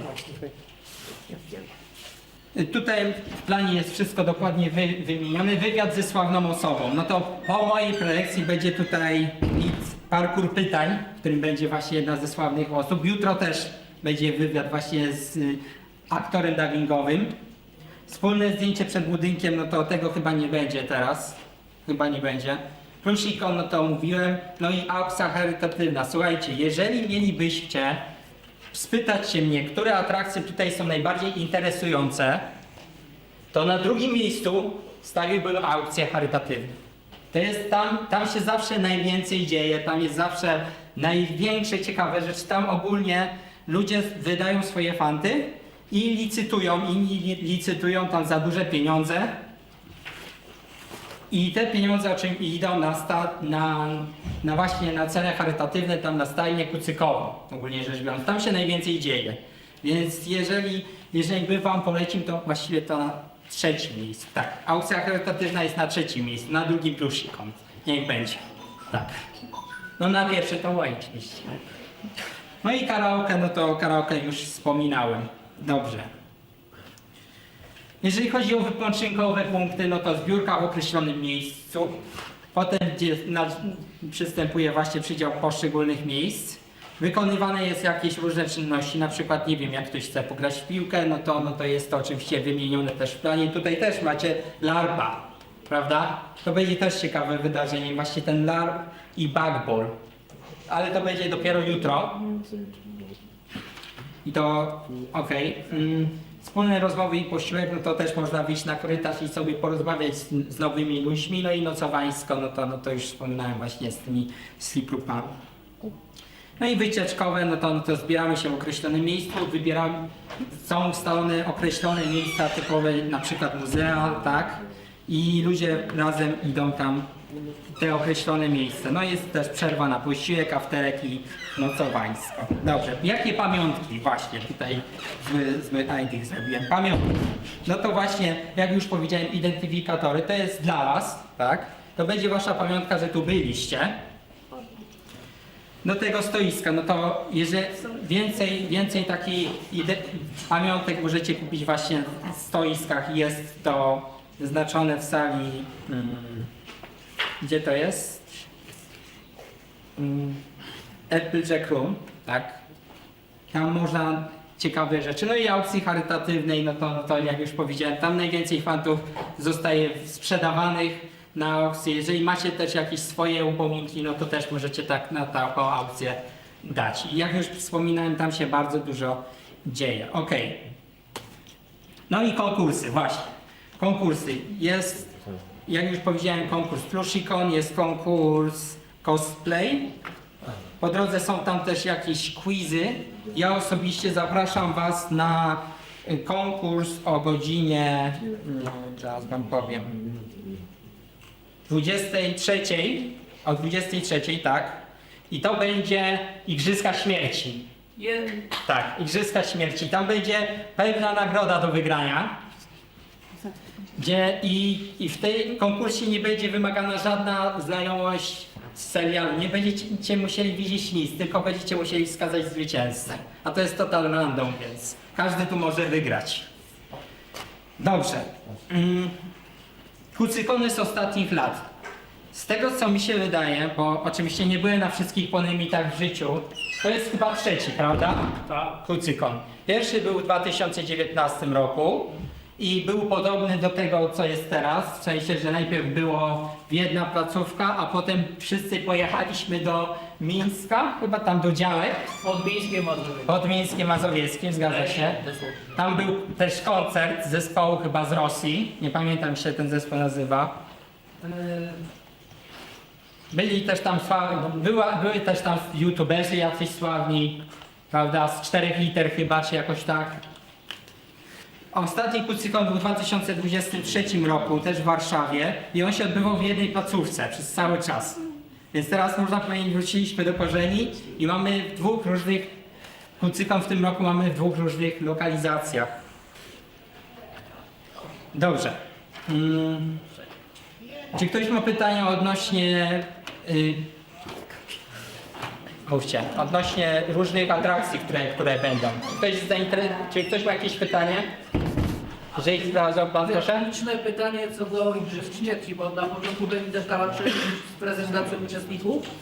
Tak, to jest w planie, to jest w planie. Okej, bo Adam, o co mi chodzi, bo równolegle jest inna atrakcja, jak się nie przyjdzie na początek tego wstępu, to już nie można będzie miało. Można, to znaczy to jest podzielane na dwie części. O 23 jest część prowadzona i kupiąca i o północy się zaczyna część główna i o północy można przyjść. A, dobra, bo Tak. ten bankiet, Tak. w ogóle wiadomo co to jest ten bankiet? Jeżeli można jakieś pytania z tego. Na początku miały być koncerty. To miały być koncerty takie jak tutaj, No. tylko że w zamkniętym pomieszczeniu. Ale z tego co się dowiedziałem, to dwóch tych DJ-ów tam, czy ogólnie artystów odwołało swój występ, więc trzeba było znaleźć dla nich jakieś zastępstwo. I szczerze powiedziawszy, może, ale to jest tylko takie moje gdybanie, może to będzie coś podobnego do tego, co było na świątecznym flatermicie na To świąt. jakby Wigilia wtedy była. Taka wigilia, no, że wszyscy mogli usiąść przy jednym stole i niczym chytra baba z Radomia sobie wziąć jedną butelkę, drugą butelkę i tak dalej. Tak, Zbyszko Cytryny, tak, zgadza się. Dobra, kończymy więc, jeżeli już nikt nie ma pytań co do tego, jak już powiedziałem, za chwilę tutaj będzie parę pytań, więc też będę musiał zaraz kończyć. No jeszcze nie, jeszcze jest trochę czasu. Będę tu prowadził resztę też swoich atrakcji. Wszystko jest tu zresztą podane. Dobra. Jeżeli nikt nie ma już pytań odnośnie atrakcji, to przejdę teraz do pytań do Was, czyli do Was. Każdy z Was będzie mógł odpowiedzieć na serię pytań.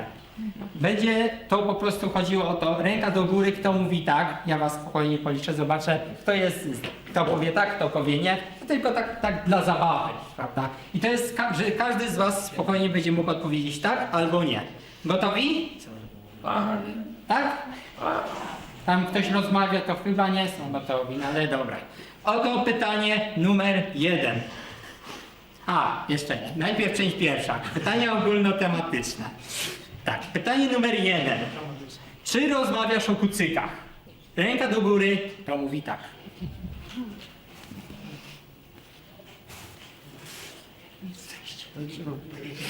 Dwie osoby. Tam się nie podglądam wszyscy? 3 osoby, dobra. 3 osoby nie podnoszą. Czyli 3 osoby nie rozmawiają o kucykach, dobra. Drugie pytanie. Czy rozmawiasz o kucykach? Ręka do góry. Czym się różni to? Jaki był pierwszy? Czy rozmawiasz o kucykach? Teraz patrzę na czcionkę. Coś ci... Słuchaj, coś ci wyjaśnię. Coś ci wyjedzie. Pierwsze i drugie. Pierwsza tego stworzy. Tak, pierwsza i druga. Pierwsza, czy rozmawiasz o kucykach? Drugie, czy rozmawiasz o kucykach? No, teraz rozumiesz. Ręka do góry, to mówi tak. Ja też. Naprawdę? Czyli nie rozmawiacie, tylko rozmawiacie. Dobrze. Rozmawiacie, ale nie rozmawiacie. Dobrze, niech wam będzie. Pytanie numer 3. Czy jesteś anonimowy w fandomie? Ręka do góry, kto mówi tak. Nie wiem. Nikt z was nie jest anonimowy? Ludzie witają bez mnie. 3, 4, 5, 6, 7, 8. Dobrze. Tak, to też jest nawiązanie do tego, bo to jest też trzecia. O anonymowcach. Tak. To jest też trzecia, dlatego specjalnie zadałem takie pytanie. Ogólnie chodzi o to, czy znacie, czy jesteście zdani wśród ludzi, którzy interesują się ogólnie kucykami. Dobrze, pytanie numer 4. Czy kucyki są głównie dla dzieci? Ręka do góry, kto mówi tak? Jedna osoba, dwie osoby. Czyli uważacie, że jest dla dorosłych też. A, grupa wiekowa. Czyli nie tylko dla dzieci, ale także, ale tu jest ważna rzecz. Głównie, tak? Ponieważ przyjmowało się, że te kucyki są dla małych dziewczynek, ale okazuje się, że nie. Bo tutaj przychodzi sobie 35-letni facet i mówi, no ja też lubię kucyki, nie? Potem małe dziewczynki dorastają i już kucyków nie oglądają, a 40-letni koń non-stop. Dobrze, pytanie numer 5. Czy oglądaliście poprzednie generacje przed generacją czwartą? Ręka do góry, kto mówi tak? Przed czwartą. Ale pierwszą. Próbowałeś? Nie wiem, sam dla. Okej, 9 osób. Przed czwartą, czyli przed Friendship is Magic. Powtarzam, przed Friendship is Magic, która powstała w którym roku? 2010. W listopadzie? Nie, 2010. 10. 3 dziesiątki. Okej, 10. A, Nawet Amerykanie. No tak, łatwo zapamiętać. 10 października 2010. Nawet Amerykanie tak samo pisali. No, tak, nawet Amerykanie wszyscy piszą tak samo. 10. Ale to jest 9. Proszę? To jest 9 chyba. Pilot? Dobra, później może pokażę. Ale tak, bo dla niektórych może się to wydawać nieprawdopodobne, ale kucyki istniały już wcześniej. Chyba od 1980. Nie, Tak, 4. pierwszego. Wydaje mi się, nie. Był pierwsza generacja. Przed Stanem. Pierwsza generacja miała film i serial. Drugi nie miał. Właśnie tak się składa. Pierwszy miał, a druga generacja kucyków nie miała serialu. Miała chyba tam jakiś film, ale to tak. Trzecia generacja też miała film i ten. Czym się różni pierwsza generacja od trzeciej? O trzeciej staramy się zapomnieć. Ludzie. Pierwszej. Trzeciej. Pierwszej. O tym będę rozmawiać więcej o tym będę rozmawiał na prelekcji o Equestria Girls, ponieważ pojawia się tam postać o imieniu, która pojawiła się także w czwartej generacji. Najpierw znacznie też się pojawił. Tak, a nie, to nie ta. Nie tłumaczę. Nie ta postać. A, dobra. Nie ta postać. Teraz zapomniałem, jak on się nazywał, ale teraz ogólnie to on był księciem ludzkim księciem pierwszej generacji. Ale to są generacje są? Nie, w pierwszej generacji był księciem, ale został on zamieniony w tego. Nie w gnoma, tylko tam w jakiegoś, teraz nie pamiętam. Ale był on wspomniany w czwartej generacji też. Ale sorry, kto, bo nie słyszałem. Pierwsza generacja. Ale kto został dla mnie? No książę, człowiek, nie pamiętam jak się nazywa. Dobra. Pochodzi on z Ponylandu. Nie mylić z Poland. No dobra. Przejdźmy dalej, bo nie będzie na to więcej czasu. Dobra, słuchajcie. Czy kucyki wpłynęły na twoje dotychczasowe życie? Ręka do góry, to mówi tak. Mam nadzieję, że wszyscy podniosą rękę. Wszyscy powinni podnieść. No skoro tu jesteście, to znaczy, że musiało wam coś zmienić. Czy na lepsze, czy na gorsze, nieważne. Coś musiały zmienić. No jak jesteście, no to chyba na lepsze, prawda? Dobra, pytanie numer 7. Czy odkryliście swój talent dzięki kucykom? Ręka do góry, kto mówi tak. Tak, znaczek mi już Co? Właśnie, opowiem wam pewną taką historię. Wy znacie na pewno. Powiedzcie mi, skąd się wzięły znaczki u kucykach? Bo w poprzednich generacjach zbytnio o tym nie było. Skąd się wzięły znaczki w ogóle w kucykach w czwartej generacji? Sam pomysł? W ogóle miał ten... Ty wiesz, prawda? Wydaje mi się, że ma, ale nie wiem. No to ja wam opowiem. Dawno temu istniała sobie pewna klacz. Pewna mała klacz. Dziewczynka. Znaczy dziewczynka. Jak się mówi na małą klacz? Średnia oglaczka. Średnie? Średniaczka. Filip, tak? Filip po angielsku. Filip. Mała Filip. Która poszła któregoś dnia do swojej matki. Powiedziała, mamo, mogę zrobić sobie tatuaż? Ona na dupie se zrób. No i tak powstały znaczki. Tak było. Tak było. Dlatego te znaczki są akurat w tym miejscu, gdzie są u kucyka. Z dwóch stron oczywiście. A to chyba w ogóle przez błąd. Jakby, bo tam flash chyba nie pozwalał, żeby było z jednej strony, nie? Coś takiego. No, Słyszałem, że z drugiej strony. Ale to G5 chyba z jednej strony. Dobra, w takim razie do osób, które oglądały poprzednie generacje. Czy w poprzednich generacjach pojawiły się alikorny? Tak. Tak? Nie pamiętam. Na pewno. A czy te małe, te latające to nie miały lotu? Na pewno? Sprawdź lepiej, bo wydaje mi się, że nie, ale może się czegoś nowego dowiem. Dobra, ale na pewno zgodzicie się, że przecież powstało bardzo dużo artystów, którzy zaczęli rysować, zaczęli tworzyć muzykę i stali się w ten sposób sławni, albo nawet zaczęli na tym zarabiać, prawda? Słyszeliście, co to jest commission na przykład? Kto nie wie, co to jest commission po angielsku, czyli zlecenie? Chodzi tu po prostu o to, że prosicie jakiegoś artystę lub po prostu artystę, żeby narysował wam jakiegoś kucyka i to już jest commission. Czyli takie zlecenie. Albo skomponował kawałek muzyczny, jakie też są. Tak, No mnie też. muzyka też, no i filmy, nawet gry. To może być commission. Po prostu coś, co zlecasz jakiejś osobie, żeby wykonała jako dzieło takie, nie? No ale najbardziej popularny to rysunek.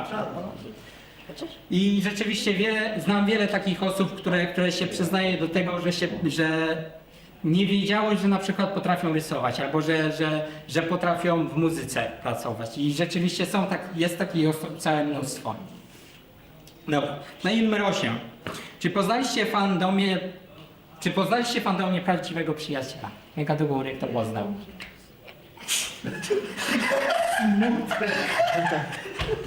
Jeszcze raz pokażcie, bo nie wiedziałem. Naprawdę? 4. generacja. Wiecie, jak się nazywa 4. generacja? Powiedzcie mi, jak się nazywa 4. generacja kucyków. Friendship Magic. Oni nie. Ci, co nie podnieśli rękę. Amen. Wiecie, co to znaczy friendship is magic, mam nadzieję? Przyjaźń to magia. Jesteście w fandomie i nie poznaliście przyjaciela, no to przecież co to za fandom jest, że przyjaciół nie ma, no co to za jakiś nienormalny. Mówimy o przyjaźni, a przyjaciół nie ma. Dobra. Pytanie numer 9, bo mało czasu programu. Bo tak czas leci, nie do nas 30. Dobra, pytanie numer 9. Czy kucyki wprowadziłem refleksję na ten temat. Czy kucyki stanowiłyby zagrożenie dla ludzkości, jeżeli by istniały? Ręka do góry, to mówi tak.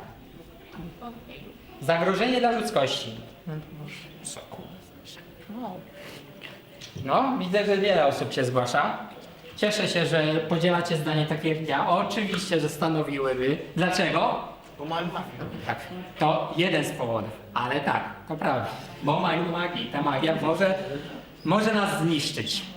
Dlatego pewna osoba napisała pewnego fanfika, gdzie ludzie toczyli wojny z kucykami, prawda? Nie będę mówił o kim. Ale tak, i nawet książkę wydrukowała. Dobra, pytanie numer 10. Przejdźmy teraz do 4. generacji, bo to były pytania ogólnotematyczne. To teraz 4. generacja. Kto oglądał 4. generację? No, byłbym w szoku, jakby ktoś nie oglądał 4. generacji. No, miejmy Unia, prawda? To właśnie dzięki 4. generacji tak naprawdę powstał cały ten fandom. Chociaż ten fandom istniał wcześniej, to on się tak naprawdę rozwinął dopiero teraz. Okej. Czy istnienie alikornów w uniwersum kucyków to dobry pomysł? Ręka do góry, kto mówi tak. Dużo osób. To bardzo śmiesznie wygląda. Dobrze, dziękuję. Właśnie, co to znaczy słowo alikorn w ogóle? To jest też mieszanka dwóch słów. All, czyli wszystko, i unicorn, czyli jednorożec. A jeszcze inną nazwy nie miałeś obrony? Po polsku czy po angielsku? Pegazorożec? O, to już wiem. Wiesz co, teoretycznie pegazorożec nie pasuje. Bo tutaj jeżeli mielibyśmy dosłownie przetłumaczyć słowo alicorn z angielskiego na polski, to powinien to być wszystkorożec. No bo all, czyli wszystko, unicorn to jednorożec, czyli wszystkorożec, a nie pegazorożec. Bo to by oznaczało, że alicorn to jest skrzyżowanie Pegaza z jednorożcem. Zgadzacie się z tym? Bo ja nie. Oczywiście, że nie. Tak nie, to nie jest wręcz możliwe. Czy alikorny mogą się rodzić? Tak. No Flary Hertz się przecież urodziła jako alikorn. Ale co Celestia wtedy ciekawego powiedziała? To pierwszy raz. W Equestrii się tak... Nie, że Equestria pierwszy raz coś takiego widzi. Ale Equestria to nie jest cały świat. Nie jest. A co jest poza Equestrią? No, to jest wszystko na wschód, co jest, na nie są Gryfy. Rosja, tak? No, na południe są te Balkandy, a nie są jeszcze te pustynie. Antarktyda, no. O, jest przecież tutaj, tam nie są tylko Gryfy. Czy północ w ogóle się zalicza do Equestrii za tym takim... Norwegia? Co? Norwegia? Północ? No, ale w sensie na północ od Kryształowego Królestwa, tam coś jest, przynajmniej według mapy. Tak? A gdzie są właśnie te? Jaki? No właśnie tam, ale jeszcze dalej w sensie. No to jeszcze za Jakistanem. Jakistan jest dalej niż Kryształowe Imperium. Tak, na północ. No, słucham. Tam? Znalazłem na forum kursów Alikona z takim gen. A tutaj. No, Która to była generacja? się nie... Trzecia? I on się nazywał Alicorn? Czy tak? Na forum znalazłem. I zostało nazwane jako Alicorn. Księcia. Zdjęcia. Obecnie powiedziałem, że Alikon. Malów mężczyzn. Ale jestem ciekaw, czy przed 2010 roku rzeczywiście istniało takie pojęcie jak Alicorn. Bo szczerze mówiąc, to ja nie wiem. Bo zobaczcie, w historii historia opowiadała o Pegazach, prawda? W mitologii greckiej na przykład. O jednorożcu też było, ale o Alicornie nie. A Jezus Chrystus nie trwa jedno według niektórych podań. Jednorożcu? Co tak podań? No, ale jednorożec, ale my mówimy o Alicornie. A często nie jest tak, że też Pegazy się nazywa nawet jak mają dług, bo też widziałem nieraz takie pomniki, że po prostu po końcu skrzydłami z tego robią i to chyba nie mówi na co Alikon. To dlaczego na kucyki ziemskie mówi się ziemskie? A to jest wymysł serialu. Chyba. A jak by się je nazwał? Kucyki zwykłe? Koniami. Chleb. Koniami. Czym się różni koń od kucyka? No chyba wiesz, Bo to, że koń pracuje, a Lucyk nie. że jest mniejszy. Robole. Lubone. A nawet w tym świątecznym odcinku po placu. Tak, one mi się chyba. Dobra, pytanie numer 11, bo czas tracimy. Czy kucyki są długowieczne? Kategoryka mówi tak. Zależy. A Celestia nie jest długowieczna? Ale nie wszystkie. A babcia Smefile może mieć lat. Jeżeli powstało całe Ponyville, które się rozwinęło do tego stopnia, że powstało tam, jak już wspominaliśmy wcześniej, tak? A muzeum. A Gdynia się ile lat stworzyła? A Gdynia 100 lat teraz wchodzi. Nie, 20 lat nie zbudowana. Ale teraz 100 lat to wchodzi. Jak 20 lat? Z wioski do miasta. Ale istniało od ile? Jak długo istniało? Tutaj Ponyville w ogóle nie istniało. W ogóle. Nawet nie W retrospekcji były te, jak dopiero się tam osadnicy kucykowi zjeżdżali na puste pole. Czyli od... Tak, puste pole było pokazane, jak Celestia z balkonu pokazywała rodzicom Granny Smith, tak? Puste pole. I oni dopiero się tam wprowadzili, tak było w serialu. Więc Granny Smith jest starsza od całego Ponyville. Ile ma lat, nie wiemy. Tak? Bo się Flaczewnik nie pyta. Dobra, pytanie numer 12. Czy kucyki są weganami lub wegetarianami? Ręka do góry, kto mówi tak. Większość.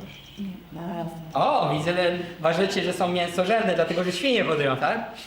No coś te krowy gadające. W innym odcinku O nie! No właśnie, to jest też... Dobra, może nie będę daleko wychodził w przód, bo mówią, że krowa daje mleko, no ale... Ale sami mogą dawać mleko. No ale to jest tak jak termin, to są ssaki, tak? One nie zostały stworzone, żeby dawać mleko. Dobra, ale widzę, że się mało ludzi, większość ludzi uważa, że jednak jedzą mięso. Okej, jak tak uważacie? Może na zasadzie, że mogą, ale zwyczajowo nie jedzą. No a jak robią weganie lub wegetarianie? Oni też mogą, ale tego nie robią. Wyłącznie chcą jeść mięso.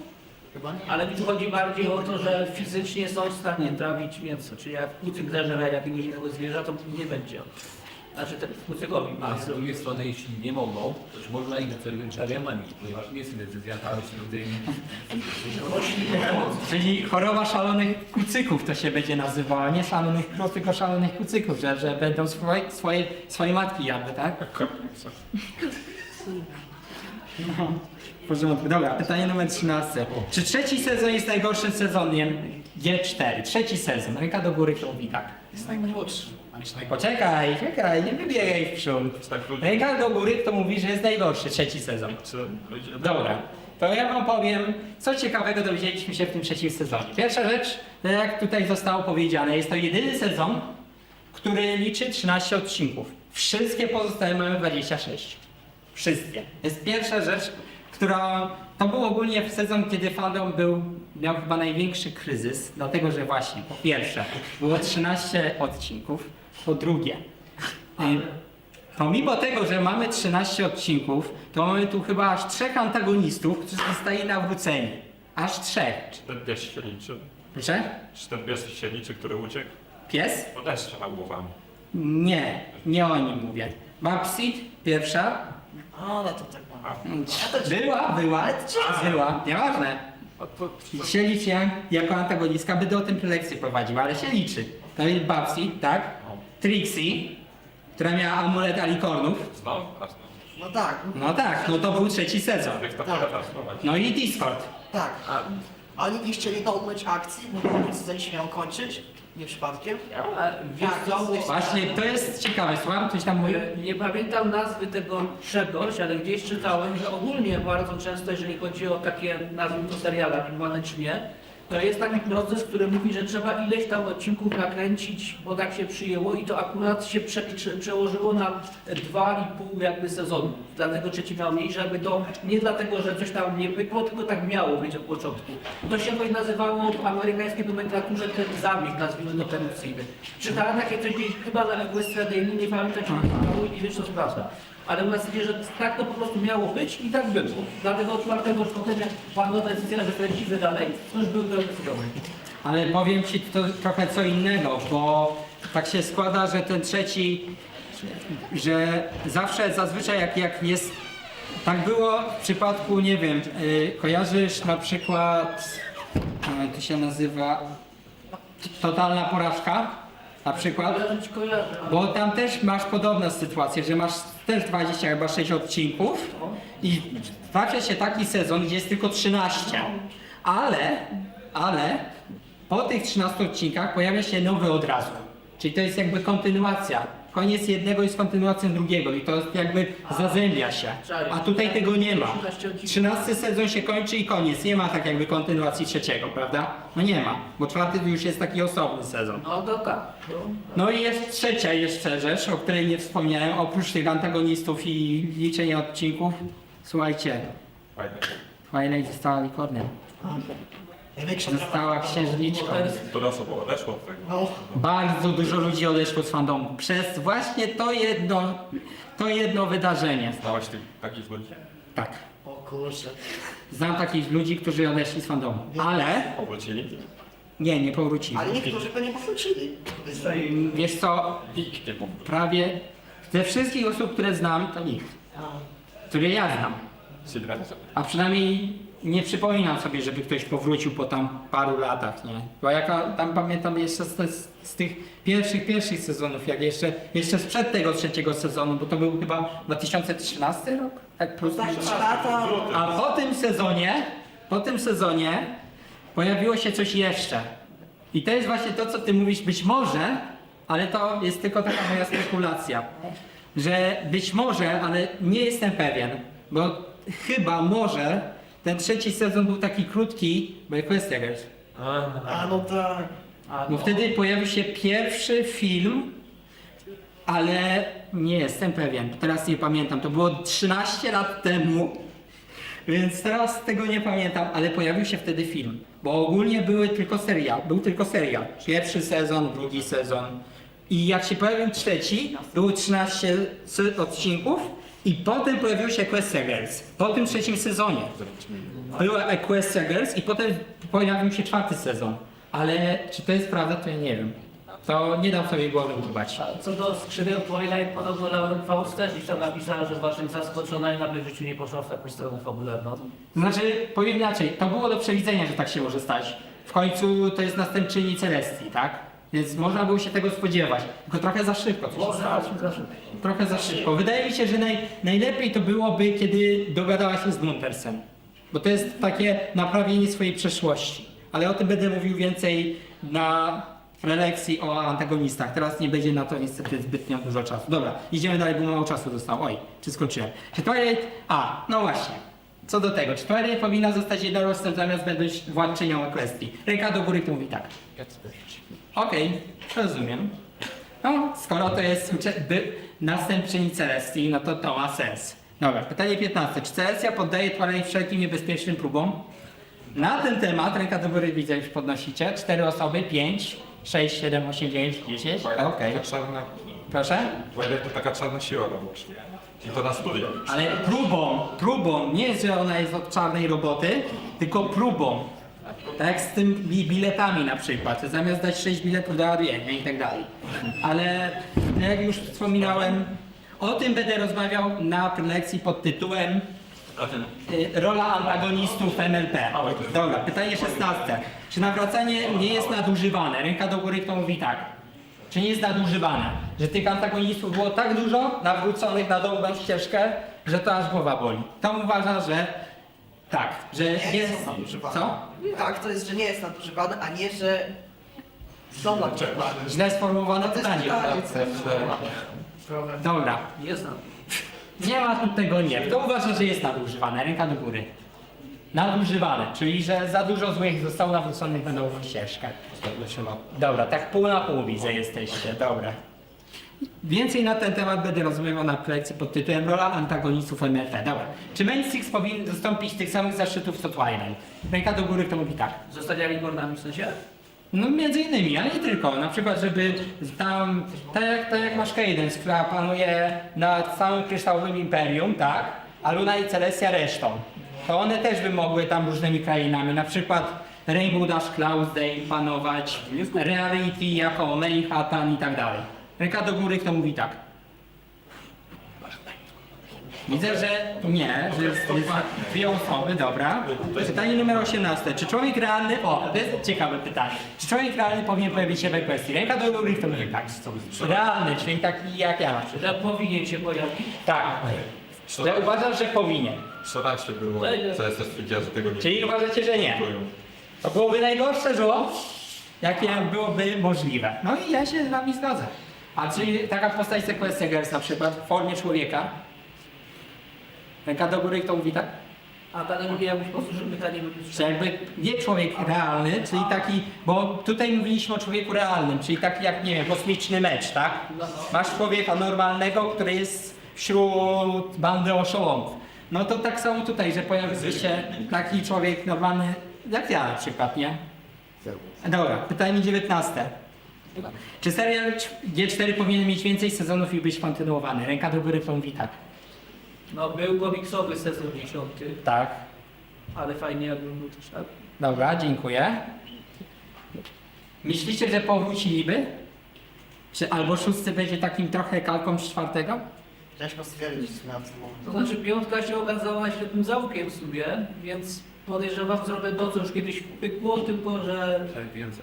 Okej, pytanie numer 20. Czy oglądałaś wszystkie odcinki kucykowego serialu G4? Ręka do góry, kto mówi tak. Co się liczy do tego? Wszystkie odcinki sezonu. Jak się tak Ale się Tak właśnie kucykowe. się liczą. Nie, kucykowe.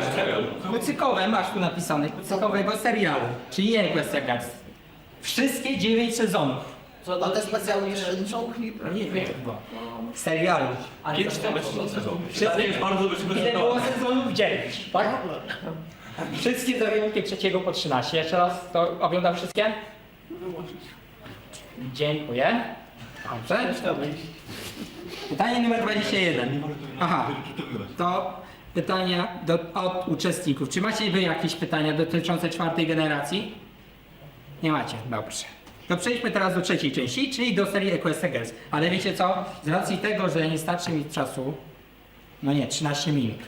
O tym będę rozmawiał na prelekcji pod tytułem A co z serią Equestria Girls? Osoby zainteresowane zapraszam na prelekcję A co z serią Equestria Girls? Tam będę omawiał więcej. Będą tam takie pytania jak na przykład czy uważasz serię Equestria Girls za kanoniczną? Czy pierwszy film okazał się klapą? Czy Sunset Shimmer była beznadziejna? Czy wiek ludzi odzwierciedla wiek kucyków? Czy ludzka Sunset Shimmer istnieje? Czy Adagio Dazy, Aria Basie i Sonata są prawdziwymi dziewczynami? Czy Flash Centry wciąż żywi uczucie do Sunset Shimmer? Czy seria Equestria Girls powinna mieć swoją kontynuację?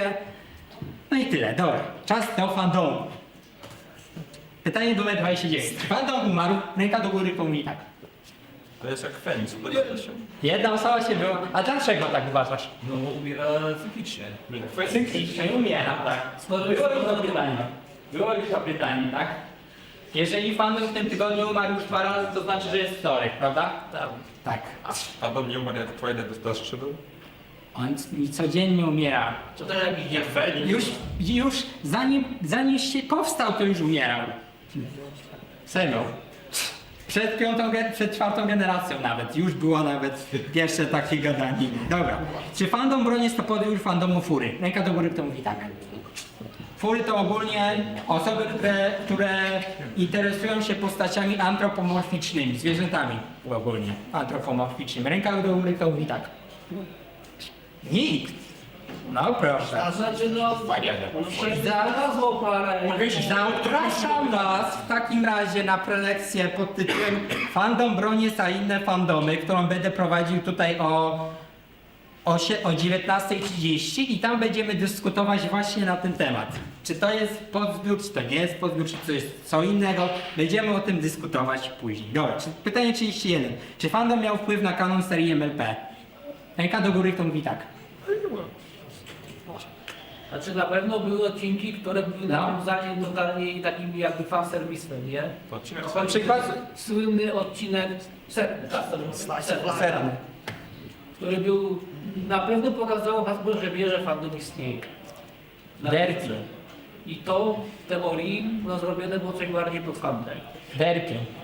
No Derpi, o tak.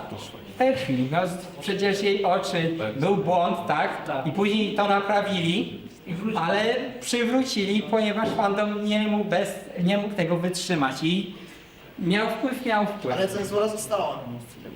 No, cenzura została. Bo teraz... Początkowo dostała nie Derki, tak? Później zmieni na Muffins, A tak? później po prostu nie miała już tam. Rainbow Dash nazwała ją Derpy, a później już ją w ogóle nie nazywała. Ale później kapsyla była Muffins nazwała. Możliwe, w grze też, więc masz rację. Dobra, czy wybrane dzieła fandomowe są lepsze od dzieł kanonicznych? Ręka do góry, kto mówi tak. Wybrane, czyli takie, że jest jak chociaż jedno dzieło fandomowe, że jest lepsze od tego, co jest w serialu. Ręka do góry, kto mówi tak. Dobra, dziękuję. A podacie przykład? Nie, Hardface to nie jest dobry przykład.